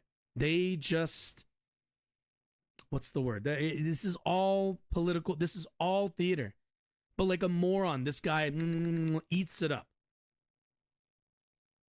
Like, Jesus. I mean, let's go. By the way, you can read this full story at, well, my news outlet, thepublica.com. Oh, so okay, so that's what he's doing, the Daily Wire thing, where they write really shitty, like uncontextual, uninformative articles, and then they just read their own articles that don't supply the full information. They just read, okay, cool, that's what we're doing. Okay, lovely. That's lovely. We're breaking stories like this several times a day. Breaking stories. I hope that you'll add It's from Twitter. Regular news cycle reading. Maybe we should. Maybe we should add this and every once in a while check in to see what kind of misinformation that they're pumping out. Representing 7 states have sent a letter to the chairman and CEO of Target informing him of their concerns that the retailer violated child safety laws during their controversial Pride Month campaign. The letter was signed by the attorneys general. It's a strongly worded letter. That's what he's smiling about. A strongly worded letter. Of Arkansas, Idaho, Kentucky, Mississippi, Missouri, and South Carolina. A bunch of southern states. In the letter, a bunch of anti-LGBT southern states. Whoa. Potentially harmful products to minors. Potentially. Related potential. Have you not read your own website's article? Related potential interference with parental authority in matters of gender identity and possible violation of fiduciary duties by the company's directors and officers. Cool. And keep in mind again, like that argument is pretty fucking weak because it's essentially saying if you ever lose money that you somehow broke a law. Because that's what that would end up being, right? You wouldn't be able to withhold like any of your like executive staff because whenever there was ever a decision that ever lost money, they would be like, oh, so it's illegal to lose money for a company, which is kind of is kind of crazy. Like, think about that for a second. The idea that you would promote or at the very least be interested in a in a legal understanding that like to lose money as a company is actively illegal, that decisions that lose you money are in and of themselves illegal. That's kind of crazy. And what that could lead to is like horrible decision making in terms of like in terms of decisions by executives, because then you would reinforce even stronger the relationship that like, or I guess the lack of relationship that labor has to the like shareholders and everything else. They would like they would have like a legal essentially like a legal precedent to like do whatever they have to do, whether that means cutting staff, whether that means cutting corners on products, whether that means polluting, whatever it is, to make the company money. Like that'd be insane. That's insane. Interesting. The products were rolled out in mid-May after Target launched a number of LGBTQIA+ promotional items for Pride Month, many of which were aimed at babies and children. The Pride Month line included onesies, bibs, overalls, clothing, as well as girls' swimsuits with tuck-friendly construction and... Yep. So already we're here with we've already settled this. The tuck friendly thing was for adults. It wasn't for kids. I'm not going to say it again. Extra crotch covered for the male junk. How many subscribers does this dude have? The Attorney General's point to Target's Pride Month campaign as antithetical to shareholders' interests and the prosperity of this the dude United has States. 1.56. It is actually kind of disgraceful that this person, this amoeba here, has 1.5 million subscribers. That's really depressing. When you're the CEO or your board, you actually have First they told me women have the right to vote. Duty, I had to a start legally treating brown binding people duty as to equals. maximize shareholders' return on investment or profits. They also mentioned merchandise with anti-Christian designs and so-called satanic products that I am so incredibly confused by what you're even talking about, righteous arsonists. Are people being hateful towards AI? Is that like a thing now? I mean, I don't care. AI is AI. It's an algorithm. featured pentagrams and horned skulls. I care less about that. You know, people can also keep in mind the idea that like, okay, so the idea that you would be upset about products, what's the word? Being marketed to children that might give them harmful, that might like promote harmful ideas, right? Let's think about this. Let's think about this in a way that the quartering probably will not and never will. So you want to know what's like illegal, like actually illegal, like 100% illegal, bad idea, don't do it. Vigilantism. Now, you tell me, who is the most popular in media vigilante that we have culturally?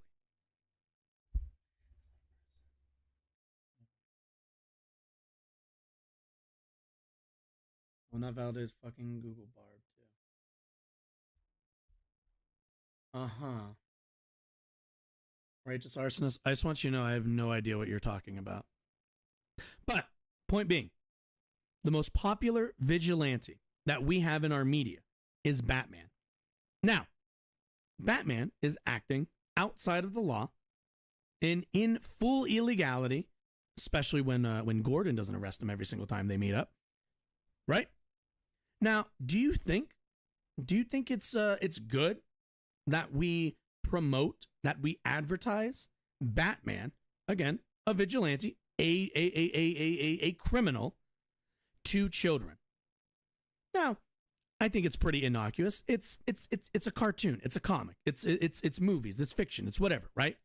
But like the idea that the government, right? That the government is going to come in here and talk about, oh, we think that this Pride merch is damaging to children, is dangerous to children. Well, if you're so concerned about dangerous messaging to children, where are you at the Batman merch? Where are you at and any of the other like the Batman onesies, the Batman bibs, everything else? It's all bullshit. They all don't believe any of this shit. They don't really care about damaging messaging to kids. They just don't like trans, gay, non-binary. They just don't like LGBT people. That's really it. They just hate them. They would like them to stop existing. They don't want to acknowledge the idea that kids can be part of that group. And you know, that's it. At the end of the day, I don't even really think they care about the kids. At the end of the day, the kids are just an avenue, are just a vehicle to strip the rights of Americans. That's really it. Buy that kind of stuff. And Oh my goodness! whatever. Can I we don't care about that. Just stay away from the kids. just I think stay? that's like, Just stay pretty much what away we- from the kids. How many times have we heard this? Stay away from the kids. Just stay away from the kids. That's all I care about. But like, does the quartering do video? Let's take a look. Just stay away from the kids, he says. So let's go take a look. Does the quartering care about kids? Well, if you did, I should see the Catholic Church on here. Nope. The word church. Nothing. Nothing. Nothing. Nothing. I'm using, searching. Nothing. Nothing. Catholic? Nothing. So, like, when people say that they care about the grooming of children, that they care about the kids and to leave the kids alone, they seem to have a disturbing, and I mean disturbing, lack of awareness of what the Catholic Church gets into and what they actively hide from the public. It's one thing for me to sit here and say, hey, there's pedophiles within the Catholic Church. That's one thing. Most people would say, well, yeah, but there's like pedophiles in, there's pedophiles in almost every single community. To which I'd say that is incredibly true. In every group, you are going to find people that do wrong, right? But here's the catcher on that one. The Catholic Church does not turn these people in, does not wring these people of their ranks. The Catholic Church hides these people. They traffic these people across the nation. At the end of the day, the Catholic Church is by and large the largest committer and omitter of child sexual assault in this country.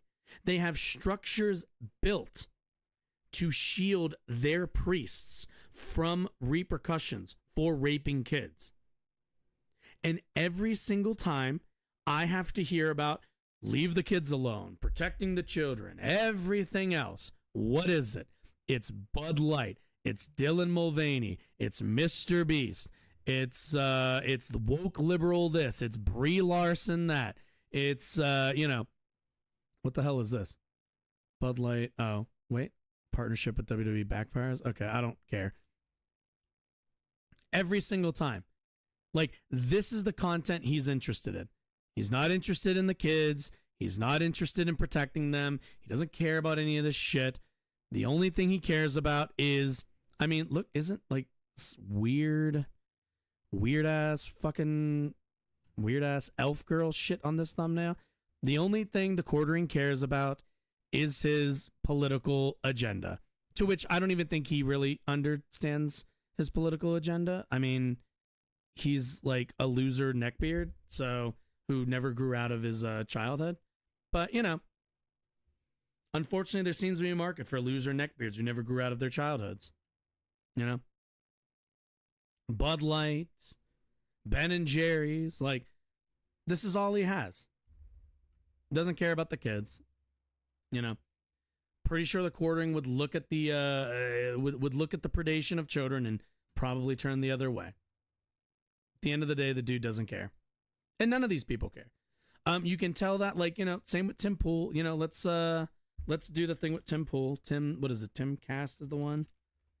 He's got like 1 million channels. Gotta get that. Let's take a look. Control F. Catholic. Nothing.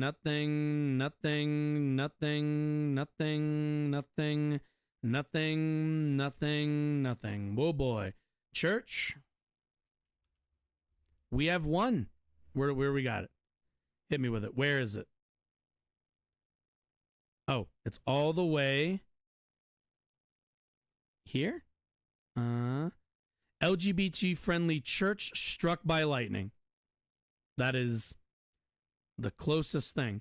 So when Tim Pool says he's a centrist, when Tim Pool says he talks about the Catholic Church, we'll do what's his other channels? We'll do the other channels. We got that one. We got the the generic Tim Pool one. Let's see. Do we have a church one? It says they found one. Oh, wait. No. Okay. Just making sure it's not in my dialogue box. Nothing Catholic? Catholic? Nothing. Because it's not going to be there. They don't do stories, plain and simple, on the largest committer of, let's see, maybe Culture Wars Crisis? Who knows? They don't. Oh, no, this is something completely different. They don't do stories on this stuff. It's not something that they're interested in. The kids' angle, it's all AstroTurf. It's all Fugazi. It's all bullshit. They just don't like the gays, the queers, the everybody else. That's all it ever is. If they actually cared about children, they'd talk about it a lot more, but they never do. Okay. Should we even bother with the Andrew Tate thing? I don't even. No, because this Candace Owens thing is going to take a long time. It's 40 minutes. So, let me go on a break, refill my water real quick, and then we'll do the Candace Owens. Sound good?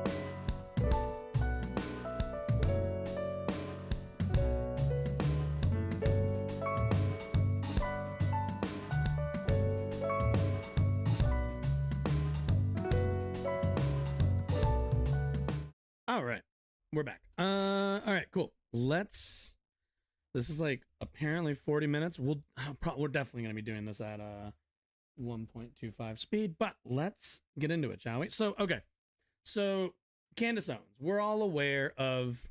All right, guys, as you can see. Hey, shut the fuck up, dumb bitch. We are all aware, I think, of who Candace Owens is.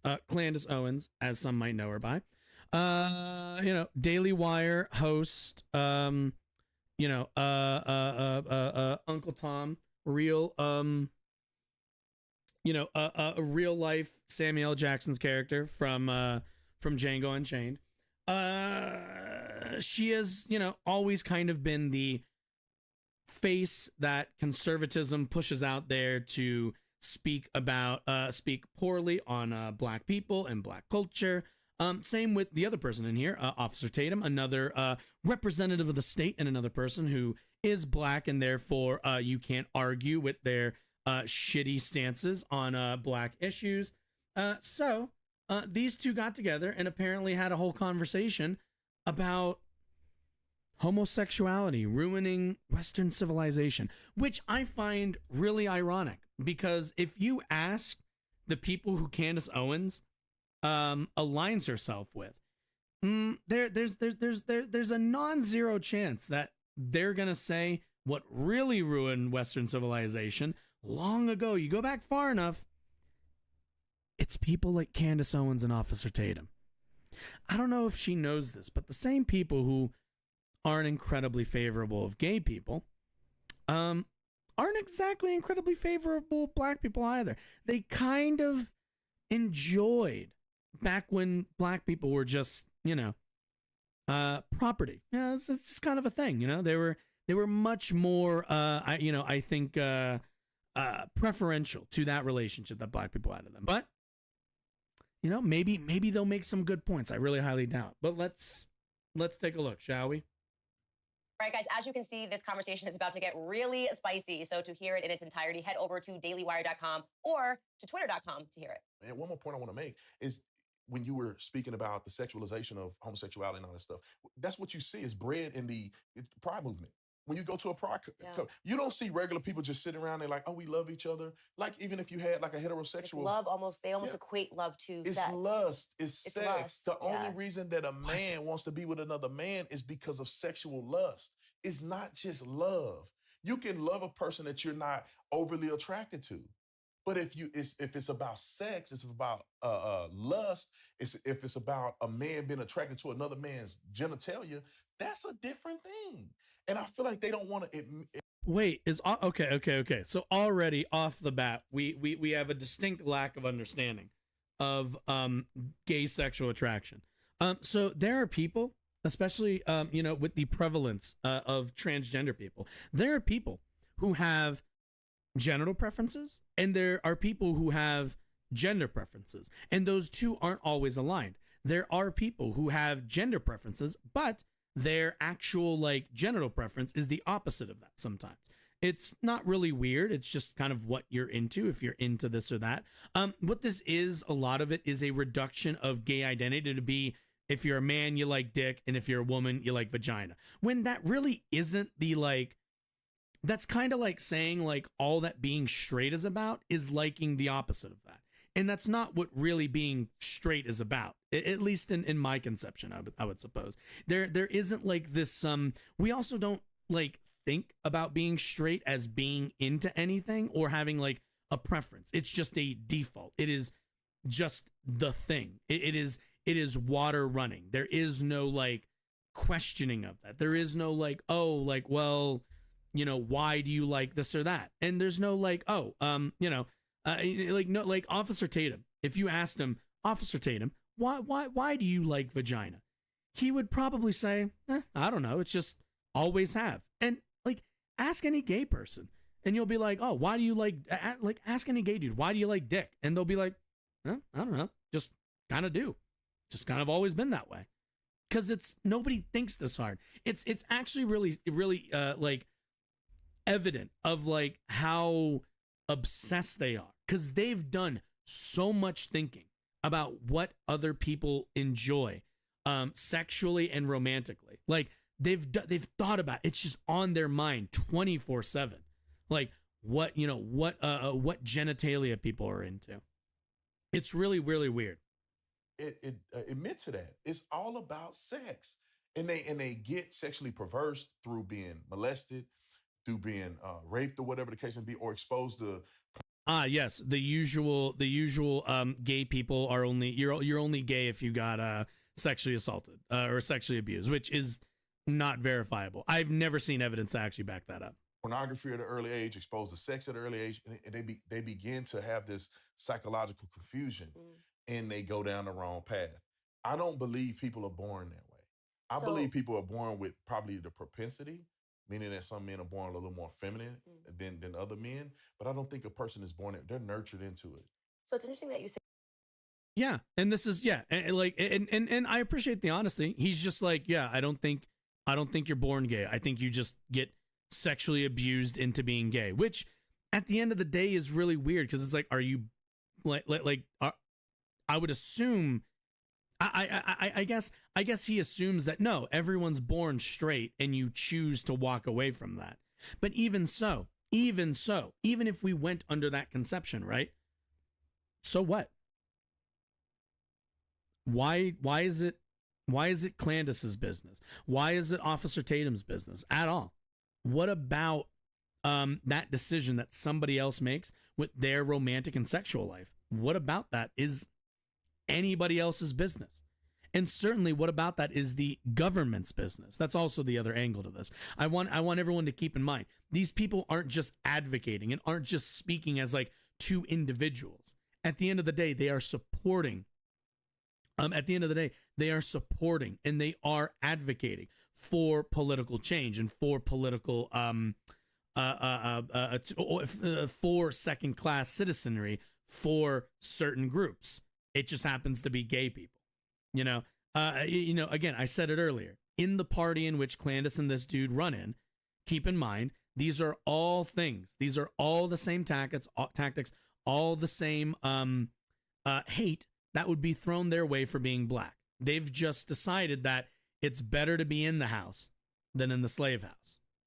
Say that because if you had said that to me right when I got started in my career, however long it was, I would have said that is wild. And like I said, I was much more moderate. And I think what really changed for me was a discussion that I had with someone who's on my creative team. He's a gay man. He's also not but he's a Christian. And the reason why he says he's a Christian is because he does not, like, he says, I am gay, but he does not, it's the sin of sodomy. He does not engage in that, Yeah. Instead he. Yeah, which means he's in the closet. It's called repression. That's what that is. It's repressing your preferences. It's repressing your lifestyle, your way of being, because, whoa, I didn't mean to do that. I meant to do that. It means repressing. You can't see what I did. I just turned off studio mode. It means the repression of one's identity, the repression of one's preferential way of living, because they've been told that there's a book that told them that they're not supposed to do that. That's all it is. Goes to church. He believes that this is.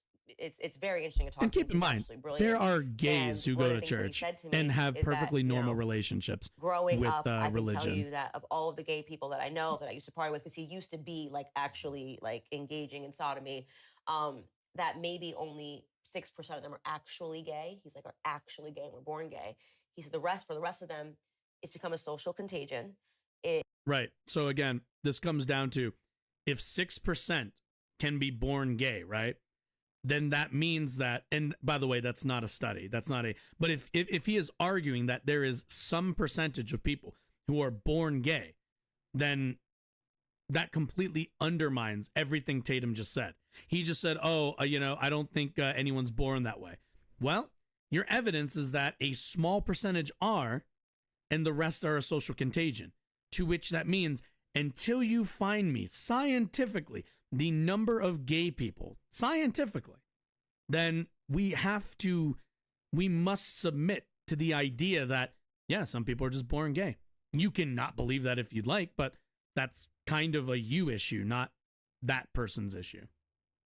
It is also something that they are doing like me. He said, I have daddy issues. My dad walked out on me when I was however many years old. And he said, and for me, I wanted that relationship with a man because my dad wasn't here. To hear that come out of a gay man's mouth shocked me, because it's something that obviously when I was in school, it's like, no, they were all born. Yeah. First of all, it didn't shock you because you've been pushing this shit for a while. But also, yeah, there's like abusive relationships, and I love this idea that like there is only abusive relationships in like gay couples' marriages or whatever. Like at the end of the day, the number one place for like child predation is in the home, and it usually comes from like other family members. That's not like a gay specific thing. That just kind of happens to people across the board. Sadly, it's not a like I don't understand why they try to. I mean, I understand why. It's because they hate gay people. But like at the end of the day, what are we? You know, where's your actual link here? This has always been a theory. I don't think to my knowledge. You know what? I'll Google it on the side. I'll let you know what I find while we listen to this.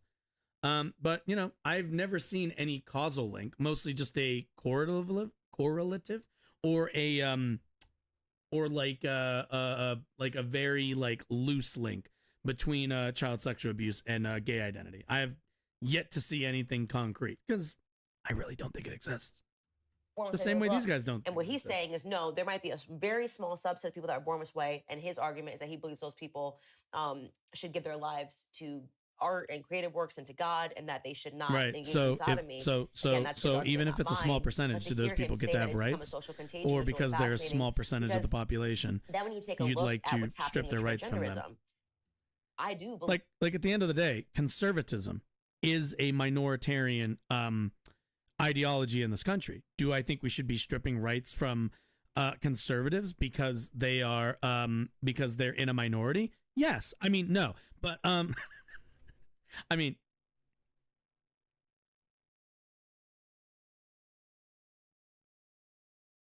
but no, we shouldn't be doing that. We shouldn't be doing that. But no, it's like, okay, even if it's a minority, who cares? Like they still should be able to get married, still should be able to have all the rights. Like the idea that like, like being gay isn't like a majority thing. Okay, who cares? Whatever. Liking the color, I don't fucking know. Robin's egg blue is also not a majority opinion. People still get to like Robin's egg blue. Like, what's the harm here? And again, they can't point to harm. Very, very, very the harm is, small subset of the population that is dealing with real gender dysphoria. We obviously now know, looking at these statistics, that the rest is just a social contagion. Yeah. For the rest of people, it's what they're learning. In America, I had this person who used to work with me who was from Romania, who came over here and said, "Why are there so many gay people here?" And it was a very weird thing to hear somebody say. I was very shocked by that. I'm like, "What do you mean why there's so many?" Thanks, Scrooge. Like, why are there so many gay people here? I'm like, "What does that mean?" And the person said, in my country, there's not this many gay people. Well, because America began like in the 90s kind of saying, in the same way that we're doing right now with transgenderism, that this is just an option. And so it went from small subset of people who were perhaps molested. And I think of all these examples of... Notice she has absolutely no data to back this up. She's just saying perhaps was molested, maybe was this, maybe was that. It could have been this. Like they're just reaching for anything that they can. Also, once again, man, where is it? Give me it. We're just gonna do this really quickly because every time they talk about a social contagion, every single time, left-handedness in the United States, when it became not outlawed and not like when it was socially acceptable, more people who are left-handed came out as being left-handed. Not really, yeah. Like, what is it? Let's see. Oh, we have one that's what's it called? Interesting. We have one that's like a state chart. 9.7% out here. You know, you get a lot in here. 1950s are left-handed. Yep. It's almost like social contagions are also not only that, but the idea that like, we can't have people, we can't have people change their lives due to a social contagion. What the fuck are you talking about? Every single article of clothing everybody wears is socially contagious because people see something that they think is like cool, or they like, what's the word? They think a style is cool. They think that, they see a movie, like everybody who hears about a good movie and goes to see it the second week. That's a social contagion. The idea that like we have to be interested in policing social contagions is fucking ridiculous. You know, at the end of the day, all that is really is like a interest in preserving this like politically correct approach or understanding of the world at the end of the day. Like, that's what she's arguing for. She's arguing for people acting in a way that's more politically correct towards her beliefs. Like, at the end of the day, that's all this is. This is right-wing PC culture. This is, I don't like gay people, therefore we should make sure that the gays can't be people can't want to be gay. Who cares? Why do you care? Like, do you think, Candace, you can be convinced to be gay? I bet you don't. So, like, what are you worried about? Always exists that people came out as lefty when the nuns stopped smacking. Yeah, exactly.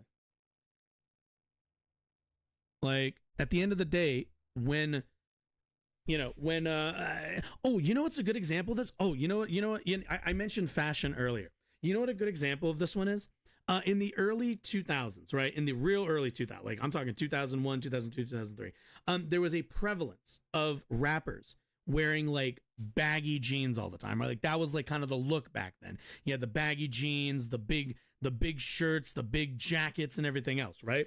And around like maybe 2006, 2007, there began to be this like shift where like newer rappers would wear like skinny jeans. And I remember it being like, you know, in the beginning, you know, I remember people being like, oh, that's like so gay. And that was the insult, is that like wearing that was like gay, which was bad, which was not good, right? And like as time moved on and people went, it's just fucking jeans. And like as people's tastes changed, then, you know, and you saw more rappers, more people wear skinny jeans. And then skinny jeans kind of became the cool thing. And now it's, I don't even know where fashion is now. I'm not a fashion person, especially when it comes to rap. I can't keep up with the young ones in terms of rap and hip hop anymore. But yeah, like at the end of the day, like people change, people's tastes change. Like, who cares? Even if I am to grant, and I say all of this as granting her social contagion thought process, which I think is like bullshit and stupid. But like, even if I'm to grant that, who cares? Even in her in her best case scenario, it still comes down to like, why do you give a shit?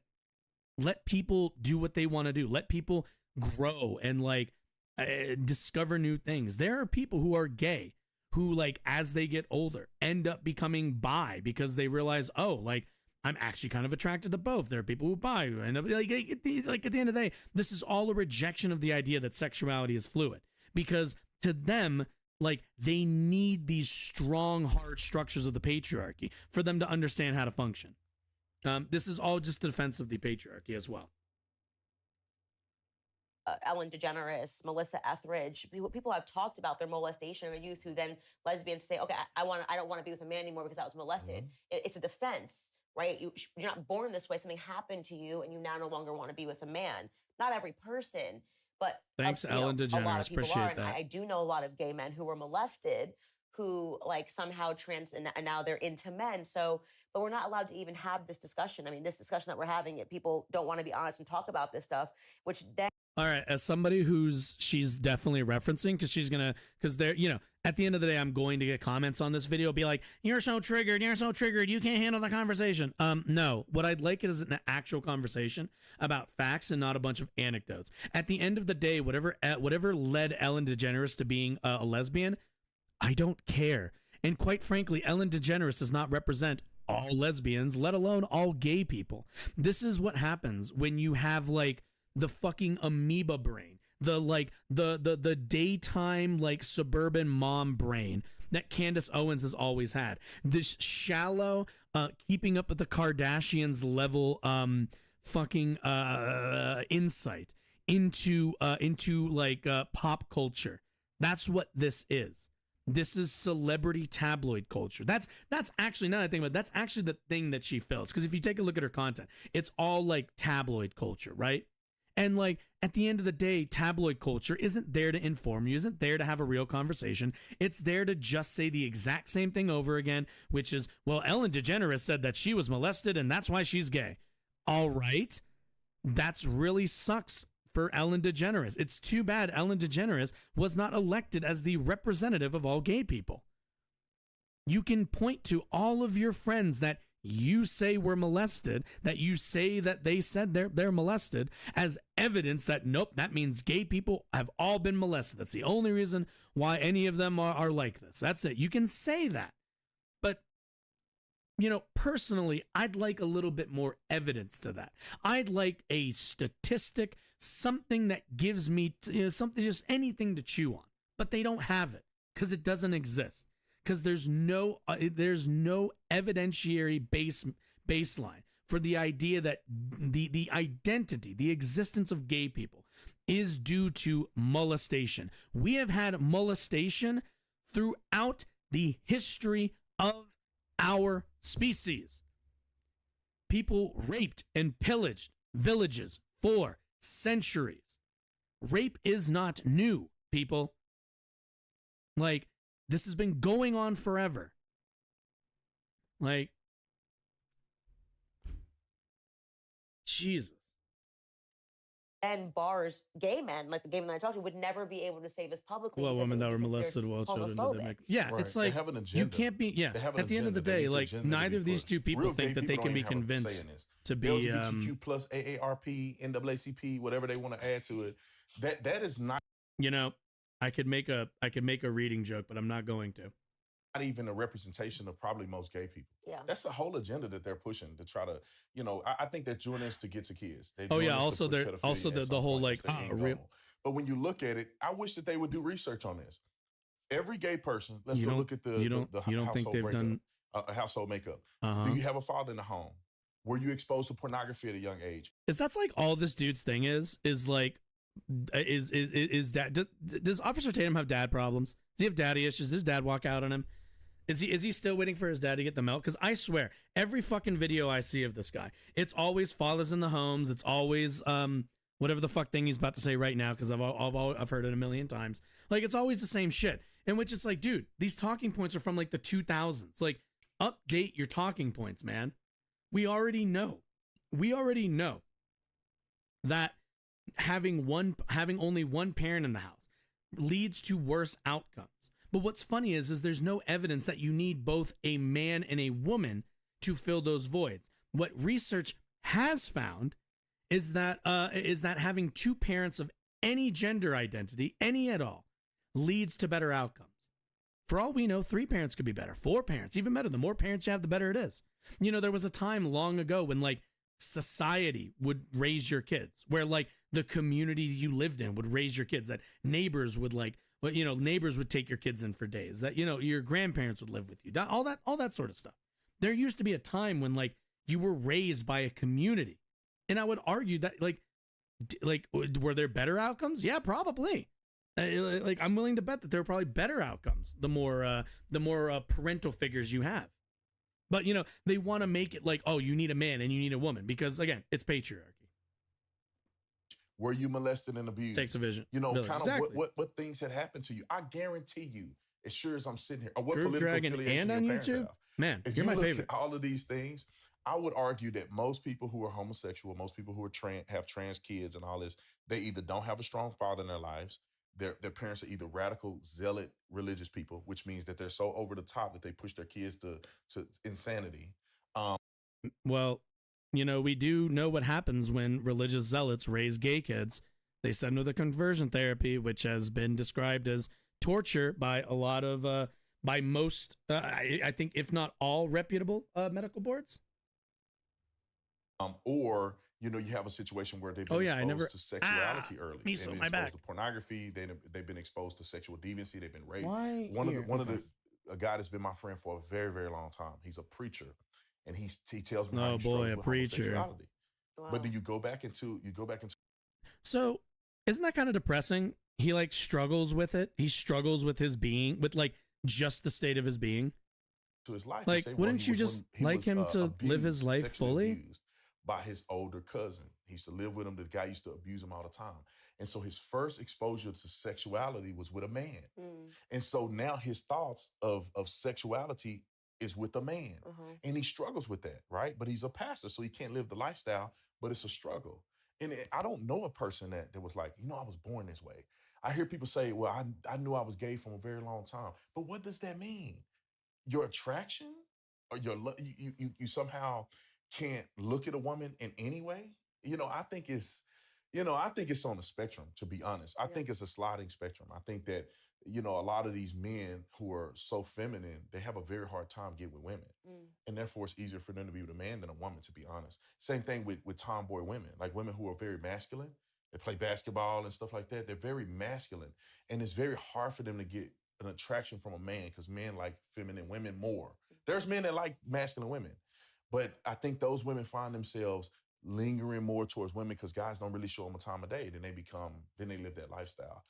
I want to go back to actually what you said about emotionality, because you said very quickly that women tend to support homosexuality because we feel, would you say we feel bad? I don't want to mischaracterize. Yeah, you guys associate. I mean, you guys have a more empathy for them because that feminine energy, you guys are not, it doesn't offend you. So you're saying I'm a little bitch. No, I didn't say that. But he said it, not me. No, but there is something here, and it's something that I've been talking about as of recent, which is right now what we are facing. I'm interested. All right, I found this from the NIH. The impact of sexual abuse on sexual identity formation in gay men. Emerging data suggests that as children, gay males have an increased risk of physical and sexual abuse. Let's see. Gay males. Anecdotal evidence suggests a significant subset of children abused by clergy identify as gay as adults. However, we know very little about the impact of clergy perpetrated sexual abuse in childhood on the development and psychological functioning of gay men. This article describes the okay, yeah. And like again, it's like, can I get like anything that's there's also this one. Sorry, when was this from anyway? Does it say it's from 2013? Pretty out of date. Oh God, 2014? 2012. Let's take a look at the abstract. This I feel like this isn't. Let me see if we can find maybe Wikipedia. Environment, and here we go. Let's see. Relationship between the environment and sexual orientation, subject of research. In the study of sexual orientation, some researchers distinguish environmental influences from hormonal influences, while other researchers include biological influences such as prenatal hormones as part of the environmental influences. Scientists do not know the exact cause of sexual orientation, but they theorize that it is a result of complex interplay of genetic, hormonal, environmental influences. They do not view sexual orientation as a choice. Evidence for the impact of the postnatal social environment on sexual orientation is weak, especially for males. There is no substantial evidence which suggests parenting or early childhood experiences influence sexual orientation, but research has linked childhood gender nonconformity and homosexuality. What is that one? Parenting early, that's 7? Sexual Orientation, American Psychiatric Association. From the original? I want to read this. What is sexual orientation? Sexual orientation is a term. Oh, wait, no, I don't want that term. I want the thing. Wait, what is that? There's no substantial evidence that suggests parenting or early childhood experiences. 8, maybe? Submission to the Church of England's listening exercise on human sexuality? I don't. Interviews is disappearing of is disparaging of the very nomenclature of LGBT. How can you give any insight on the subject? Is prejudice evolving? Yeah, I mean they don't know. Like Candace Owens is like, I know some gay people who, and like I'm going to represent what they say. And this dude, again, knows some gay people apparently. Let's see, archived American Psychiatric Association. No, but I want the article. Can I see the article, the exact article? I don't know if I can.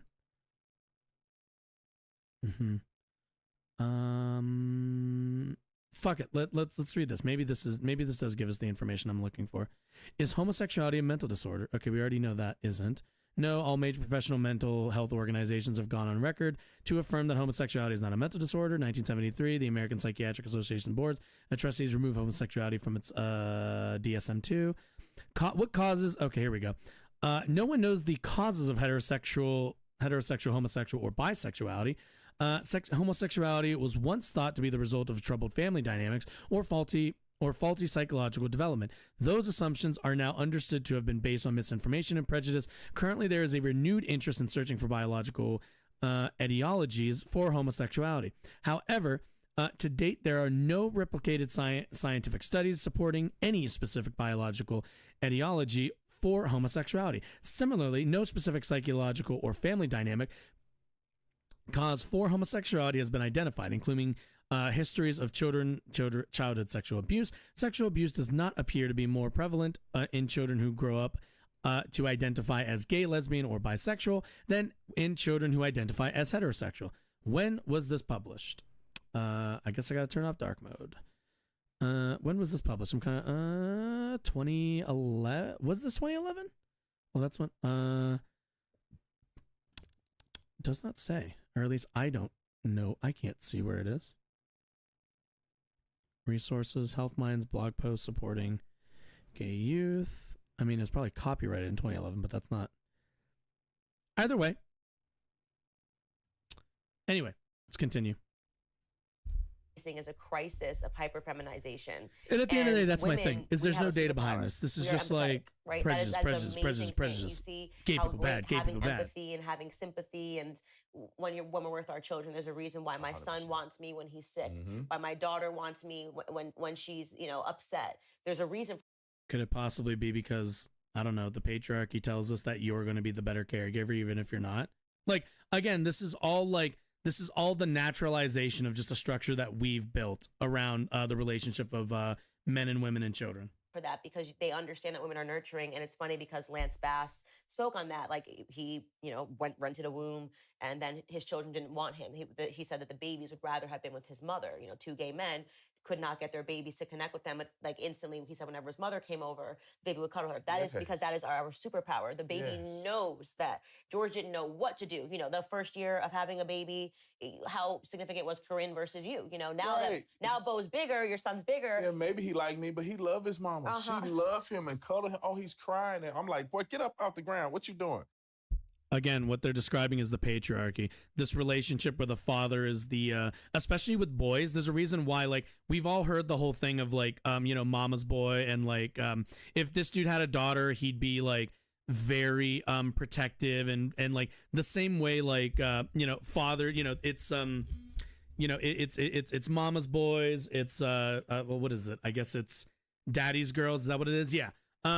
Yeah, and that's like kind of the patriarchal like relationship that we have, where like fathers think they have to raise a strong man, so they're harder on them, whereas like the mother wants to shield them and wants to take care of them, and that's a structure that we've built. That's a social structure that we've built. It's not biological. It's just something that we've done for so long, something that like a lot of people are used to that relationship. Not to say that it's bad or good. It's not really a it's not a moral analysis on my part. It's just that's what that is. That's not like a there's it's not that it's a biological thing. It's social programming.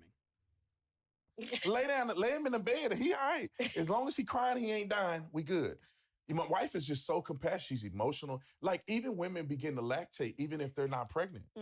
If they have a small child with them, they can begin to lactate. Yeah, that's it's like women like human have been response. designed by God to have that level of empathy. It's almost like we evolved to honest, men love that to meet about our women. needs. A man don't want another man. I mean, men don't want another man. No, even gay guys. Also, that's such bullshit, dude. I know so many guys who want like such tomboy girls. They want, like, I've known a bunch of dudes. Like, we've all known that dude who like dates women that like act like your boys, and you're just kind of like, my dude, but are you okay? And some people are into that. There's nothing wrong with that. When you're in a gay relationship, right. Everybody wants different things. And one feminine one. They're even acknowledging natural order in their unnatural relationships. Right. It's the same They're like, thing. it's always a masculine dude with a. But that's what happens. They call it a lady boy. I don't know what to say. Like a feminine gay guy. Yeah. It's called femboys, first of all. Get the terminology right. What happened? Is it raining right now? Oh my God, it's raining. It hasn't rained in the last couple of days. It's been super hot. Happens is, that one guy that's either been molested or he been around nothing but female energy his whole life, so he's a lot more feminine. Why does he go for a brawny man? Because he didn't have a daddy. He's looking for love from a man. That's why it's This important is for such men to love pop their psychology. boys and hug them and love them and give them some love, because then they go out in the world, they don't feel like they need that validation from a man because they got it. Wait, but wait.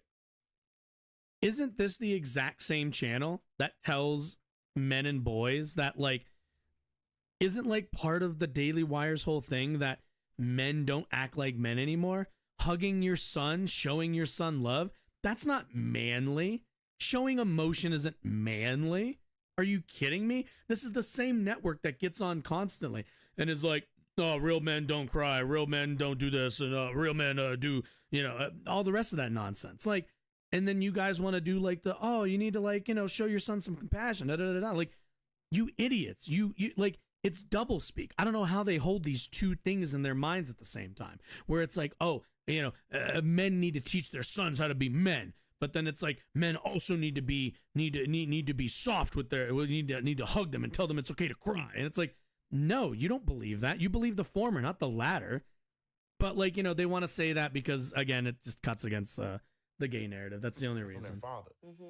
That's the big problem that we're not talking about. Your daddy can be at the house, but if he's not present, what is he doing?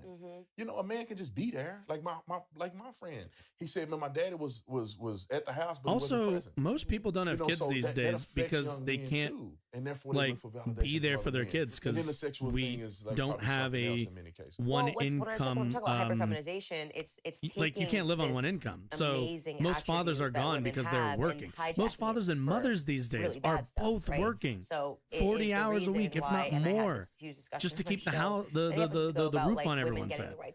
And then why it parents, actually you don't get to be around your kids as much. bad into our society. I said, I asked my followers, listeners, name one thing that has objectively gotten better since women have gotten the right to vote. The problem with women getting the right to vote is that we feel bad. It's true. And that is why you are correct. I was more moderate on the gay stuff because I'm like, when you say the argument. Candace, why are you voting then? Like, why are you voting then, Candace? Why? First of all, why is Candace, if Candace really believes all of this, right? Why are you voting? Why are you talking about politics? Get the fuck back in the kitchen. I hate when they do this bullshit because it's like, no, you don't believe any of this nonsense. If you did, you'd be back in the kitchen and shutting the fuck up about politics. But, they're like, same at Marjorie Taylor Greene, Lauren Boebert, any of the rest of these ones. They're all happy to be involved in the man's arena because it makes them money and because they're like, oh, wait, I can, there's a reason why Marjorie Taylor Greene and Lauren Boebert have gotten divorces lately. And it's mainly because, like, they're like, oh, I don't need a man. I make all of this money being a representative. Cool. I don't need this shit anymore. It's almost like they understand why women gaining their independence has been a good thing. Argument of like, well, it's just love. You know what I mean? Are you the way that you feel about George, Candace? If somebody feels that way, isn't it okay for them to be together? That's such an easy entry point with women because we're going to say, yeah, if it's just gay, love each other. Whereas men, when you talk about that reaction that they instantly have. I'm so sorry. I don't think able to. Who's my representative? I think I have DeGette. I'm in Colorado as well. I have mine's DeGette, which I mean it's better, but I really want us to primary her. I really want the Denver chapter of the DSA to primary her, but hold the line. I'll pray for you, Groove Dragon. Less emotional way. They're looking at things more objectively. But didn't it's not she a bad had a thing pretty? for women to be. She almost lost her seat, didn't she? She was like knife's edge close to losing that seat. I don't know if she can pull that off again. Hopefully she can't. Hopefully, I forget who it was. I remember her seat was like up for grabs, like up for grabs in the midterms. Hopefully she doesn't squeak out another victory next time. Empathetic. It's a bad thing when that 5. empathy gets hijacked for dude, that's a thin margin. In the same way she's holding on for dear life. Men are objectively aggressive. You see this with my son. You see him here. He's a psycho. Crazy. Georgie's just like, let's go. You know what I mean? It is a natural aggression. It is an aggression that then becomes it's called testosterone. To protect communities, to protect your home. This is why men go to war, right? And why women stay at home. Aren't they? Wait. Aren't they against the whole like men should be the like? Wait. what they're describing is the same crisis of masculinity. Have you, like, if you've ever seen any of those Jordan Peterson videos, any of those sorts of things, what do they always talk about? Men always having to be the ones that go off to war and die. Men always being the ones that have to step up and get like injured or hurt or whatever. Men always have, and like, they talk about how that much pressure and all of that bears down on men's ability to like live their lives comfortably, because right now we don't live in a fucking warrior society. So they're always like, men don't have a place because they don't have like like what? You guys, like, you're like, you fucking idiots. Like, you fucking morons. Like, you are building the structure that keeps men down, that keeps them in this role where they're the first to die. They are thrown away by society because they're men and they can handle it. Like, oh my God. Like, oh my God. I just can't. Because of the patriarchy, because we are designed To in the this booth. way. Oh, that's cool. You go out, hours you're putting doing your radio show, blah, blah, blah. If you have a link to it, by all means, link it in chat. I'll pin it. And putting him into the crib. It's when a man's natural aggression gets hijacked that it becomes a problem, right? When you're suddenly sending men out and they're doing marching orders for Stalin, right? When they're just assassinate people for no reason because they're You're in favor of that. Oh my shit. You fucking idiot. You just went on an entire explanation about men are built for that kind of action. You fucking moron. Like, what's funny also is if you want to do like the men are inherently violent thing, then I don't want to hear her ever talk about how men have a disadvantage in terms of divorce court and jail sentencing. Like, fuck right off. Pick one. Are men in a place where the patriarchy has harmed them, or is it not? For fuck's sake. They keep fucking bouncing off of these two fucking points because they have no understanding of any of this, because they're just going in whatever direction the winds are taking them, because again, they both probably don't actually have real opinions. But like, she thinks that's bad. She thinks the whole like marching in the Soviet Union and all that shit is bad and all the rest of that shit. But it's like, you idiot, you just advocated for men acting in that fashion just here. You oh my God. Oh my God. Like, assassinate them because they're Christian, you know? Oh. That's natural aggression that's become hijacked to do evil. And I think that right now in society, also, if men are more violent, then they deserve. Then that means they absolutely deserve higher jail sentences. Like, if we're gonna do the men are just naturally violent, then yeah, then arrest more men. Then the single mother rate in some of these communities are neck breaking. Then you shouldn't wait, but isn't men being hyper aggressive not good? Like, shouldn't we kind of feminize a little bit men just a bit, just to, kind of balance them out or something? Correlate to homosexuality. You go to Atlanta and women complain about not knowing if half of the men are gay or not. And you look at the... Yeah, because Atlanta has a fuck ton of gays in it. And gay dudes fucking like hit the gym and take care of their bodies a lot better than us straights here. I can speak for that. But like, yeah, a lot of straight dudes don't try. It's unfortunate, but it is true. The fact that they don't have male structure. I think that you can hijack. Also, that sounds like a problem for the women in Atlanta. And two reasons why women voting, there's a conspiracy behind it.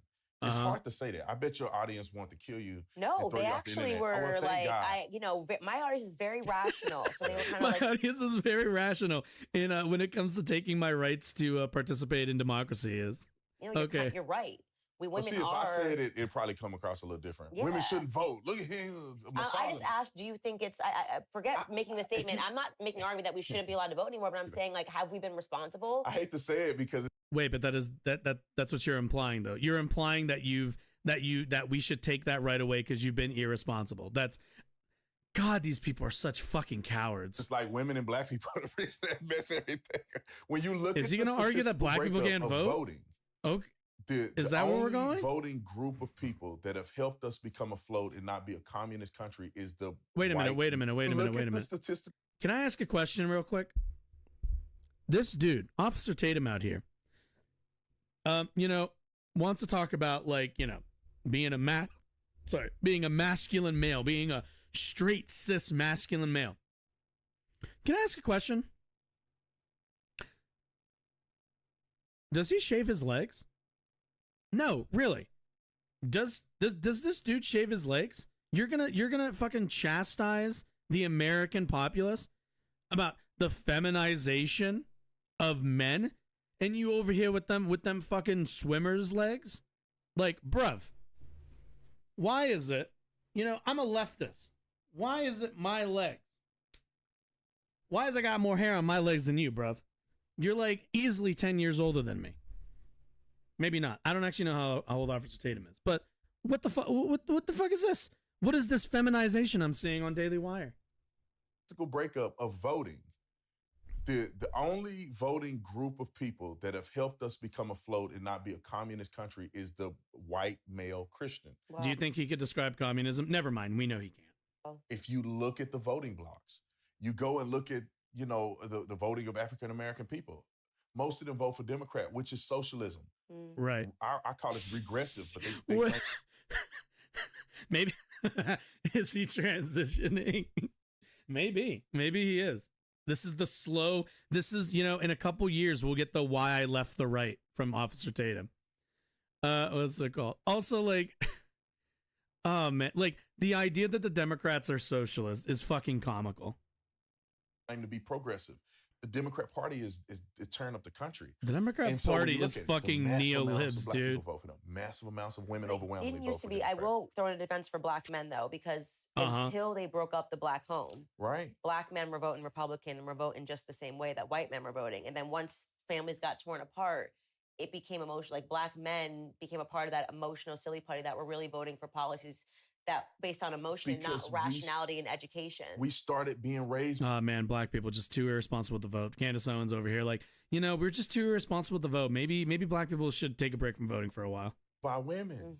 We started being raised in a feminine environment. Our churches went from being led by men to being led by women.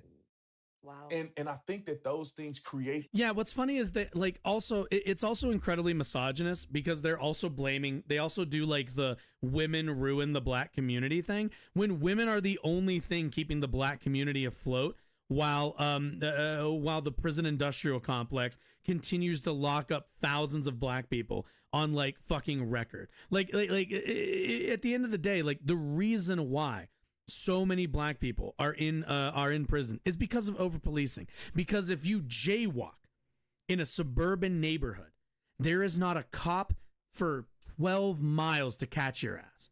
But if you fucking jaywalk in the hood, if you fucking jaywalk down in the over police like fucking the fucking hood, your ass is gonna get picked up. And then when you jaywalk, they're gonna sit you there and they're gonna go, maybe you had some weed on you. Oh, look at that. Now we got you for possession. Oh, look at that. Now we got you for this. Oh, look at that. Now you're in the system. Meanwhile, if you're some white boy in the suburbs, you jaywalk with some weed on you, nobody's going to be there to catch your ass. Like, it's rather simple. Over-policing has caused irrefutably the destruction of the black community because when they couldn't just, own black people, when they couldn't write laws that basically explicitly disenfranchised black people and made them into second-class citizens, what did they do? They did the same thing they always do, which is you just write laws or you pass policy where you just so happen to always be ready to arrest a black person when something's happened. Every single time.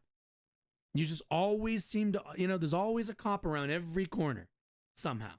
And, and people will say, well, they're breaking the law, to which we go, yeah, you're right. And sometimes it's not always about whether a person breaks the law. It's about how that enforcement is undertaken. The same way with any kind of news story, it's not about how you cover something. It's also what you're covering and the frequency of it. The same goes for policing. If you are not looking in the suburbs, you're not going to catch. And here, I'll give you an insight into this one. This is a personal experience. If you're a police officer and you're not spending your time in the suburbs, you know what you're not catching? You're not catching all of the white boys in the burbs who sell weed to the kids in the hood. I grew up in a rather diverse and very, what's the word I'm looking for? In terms of economics, in terms of like living style. I grew up where in kind of the middle. We grew up in like a townhouse, in a bunch of in a townhouse complex. But you go over like, you know, maybe a couple miles and you're kind of in the hood. You go over the other direction and you're in like the super rich burbs, doctors, lawyers, people who go to DC, who went to DC for their jobs. And what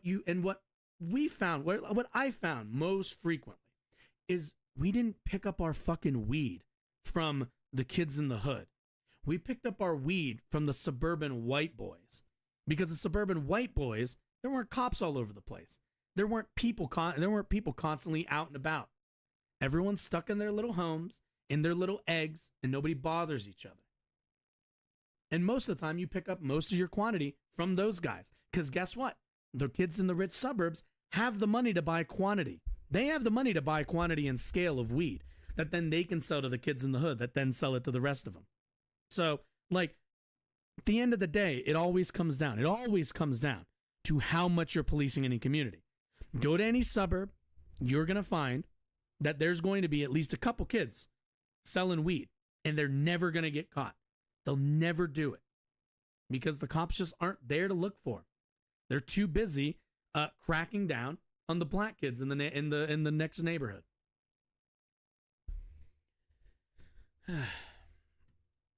That empathetic approach that may not be conducive for America, may not be conducive for the black community. Absolutely. And I hate to say it, but we have to look at the scorecard, absolutely. like you said, is that how are we voting? And I think the government had three things in mind when they allowed women to vote. And it wasn't because of women's rights and women need a fair shake in society. It's because they could. Well, regardless of anything else, that's the only thing that actually matters. You can make an argument to like, oh, it is, it's kind of like the, women, ever since women enter the workplace, they're more miserable. And it's like, yeah, work fucking sucks in the United States. No fucking shit. Yeah. Do I think women were happier when they got to stay at home and raise the kids when you could live off of one income? Absolutely. But like the absence of the choice to do that is the like bad thing. Like the absence of choices is what is wrong about that relationship. These people want to just be like, but it's like it's better that way. And it's like, well, that might be true, but the like an inability to make a mistake and to choose the thing that's harder is a lack of freedom, is an inability for you to exercise your freedom and your autonomy. To me, there's no argument around that one. To me, it is full stop bad to have a society where people can't make choices about how they live their life, even if sometimes they're going to choose to do the harder or wrong thing. It only tax half of the population. They let women vote. Now they can tax both sides. They went from 50% to 100% of the population they can now tax. What's the police situation out in like Rifle? With your kids, instead of you being being able to take care of the family, now you working just as much as the man and where your kids go. They're going into the government system. And now the system is raising your kids. So they manipulated our society by doing that. I was reading. What is he talking about? They rights and women need a fair shake in society. It's because they could only tax half of the population. They let women vote. Now they can tax both sides. Wait, is he talking about taxes? What? You don't pay poll taxes. Poll taxes were in Jim Crow. What? The only we let women vote. Now we get to tax them. What? You only get taxed if you have a job. What? Okay. That's they went from 50% to 100% of the population they can now tax. Now, instead of you being at home with your kids, instead of you being able to take care of the family, now you working just as much as the man. Because it's unaffordable to live on one fucking paycheck. We made a decision long ago that the nuclear family, that the ability to live on one paycheck, we already made this decision decades ago, long before I was even born. We already stripped the ability for people to live on one paycheck. And because of that, women there was a necessity, not just for women, but for both parental figures, regardless of gender identity, to enter the workforce. Go and check the rents these days. Go and check how much a mortgage is. Go and check where the wages are. We already know this. It is unaffordable to live on one paycheck anymore. Women enter the workforce for what's the word? I just said it earlier. Fuck. For individual, not individuality. Fuck. For individual autonomy, right? But if we're talking families, it's because they can't fucking afford it. I would love to be able to like have one person just be able to pay all the bills. We live comfortably. I remember growing up for me, there was an ability where like, you know, one person worked, maybe the other person worked part-time, but like not even both people full-time.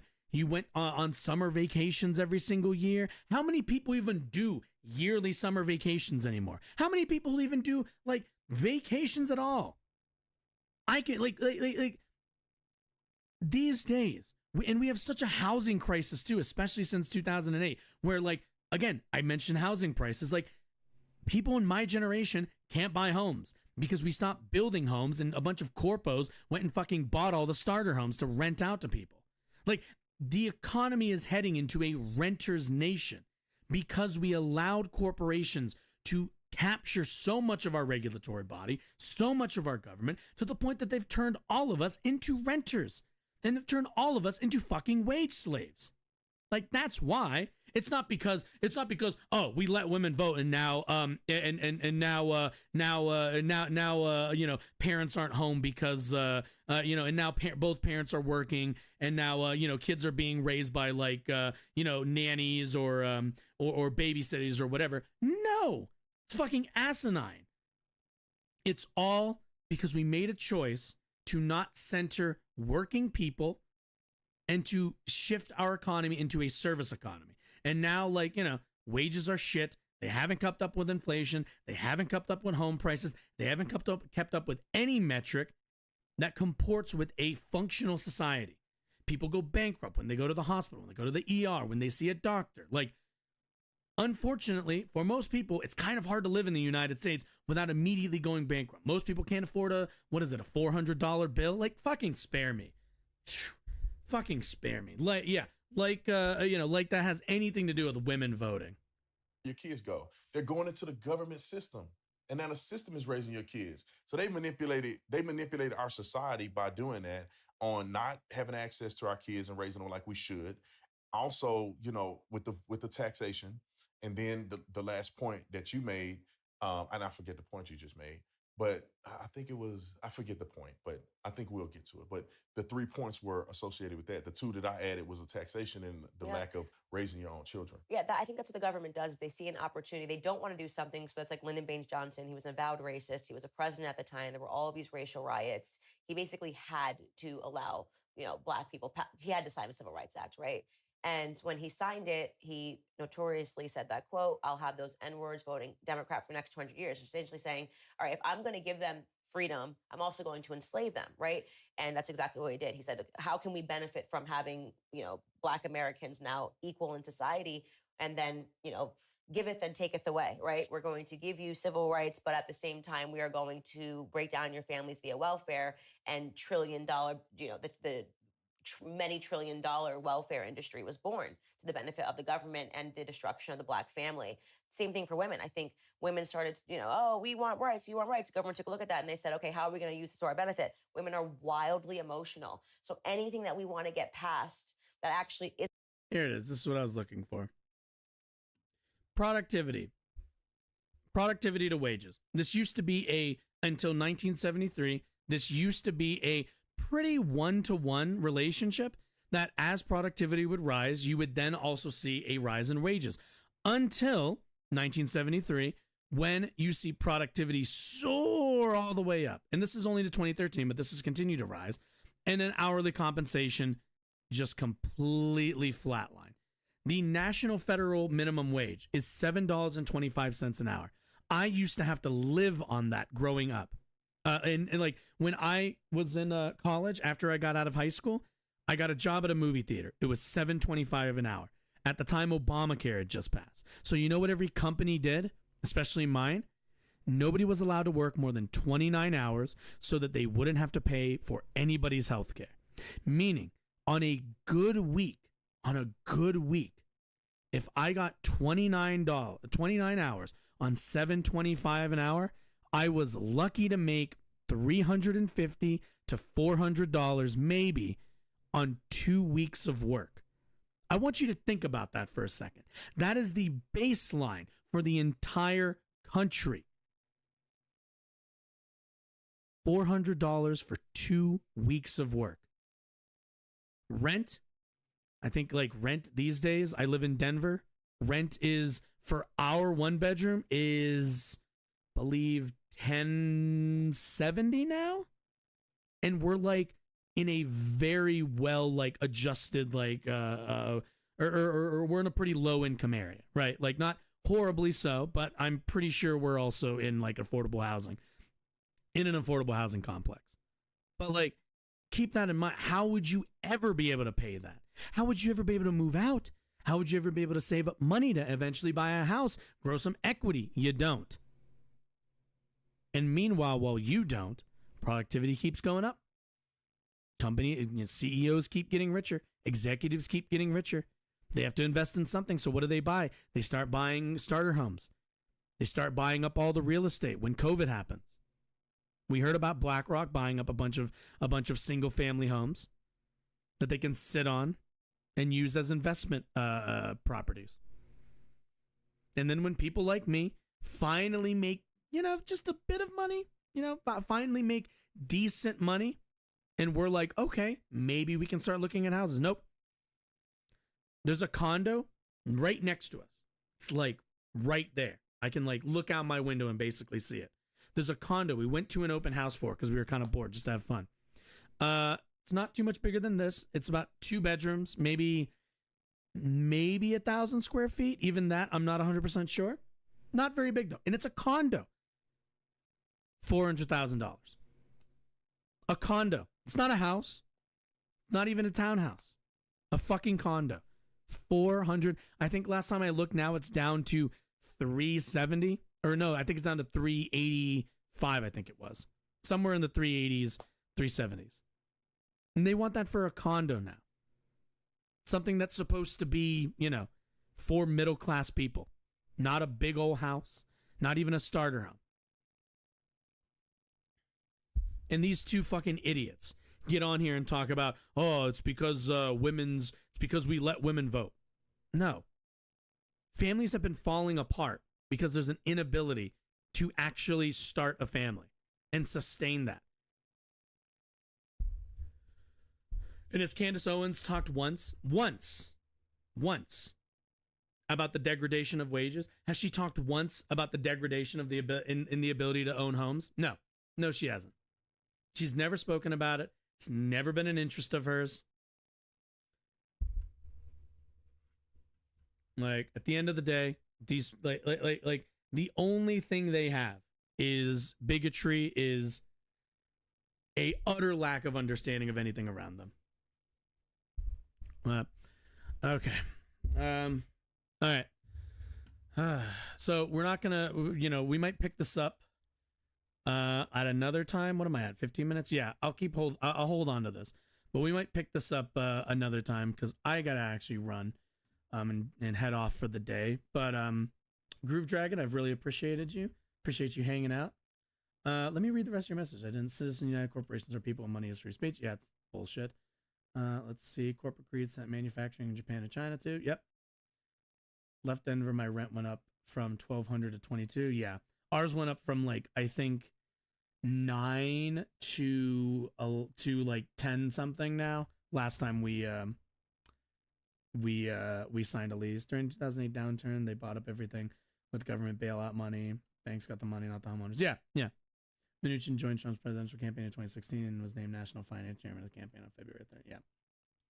Yeah. And at the end of the day, our taxpayer dollars went in to go fucking ourselves over, so that now we can afford we could send all of these banks, all of these private equity firms a whole bunch of free money, a whole bunch of bailout money, so that could go reinvest it in the housing market, and they could restrict people from being able to buy houses. It's really great. It's a really great system we have here. It's it's a good thing. It's a real good thing that we don't go more towards socialism or communism, because we might have real problems, if we go anywhere near those two economic systems. It's a fucking joke. But all right, that's gonna do it for me. So no show Thursday. Normally I'd say, my name is Josh, by the way. I know I have a funky way of spelling my name. It's just the only way I could really spell it on here, because somebody already took like a couple of the other spellings. So it's just like Rhodes. Yeah, exactly like Rhodes. Normally this would be the part where I would say, if you enjoyed what you want, you should hit the follow button, hit the subscribe button on YouTube, and come back on Thursday, because we do this every Monday, Tuesday, and Thursday. But this time I have to say something different. No show Thursday. We're going to go see Oppenheimer and Barbie, so gonna go have fun watching that. But there will be, you can always find clips of and segments and all of that stuff on YouTube. That'll all be uploading throughout the week. But I'll be back Monday with the usual news, usual stuff. We'll find out what all's going on by then. I'm thinking maybe Sunday I might get on to do to play some video games, but I'm not 100% sure on that quite yet. But yeah, just hit the follow button, I guess, and you'll find out when I go live with that sort of stuff. Otherwise, everyone have a lovely day. I'll see you all on Monday. I don't know if maybe we'll probably have stuff to talk about in terms of the Barbie and Oppenheimer releases. I am sure we'll have a lot to talk about. There actually is a video already coming up. Fox News is already screeching about it, about how woke Barbie is or whatever. So I think that comes out Friday, that video. So keep an eye out for that. But otherwise, before I drone on too long and end up late, I will see you all on Monday. Bye-bye.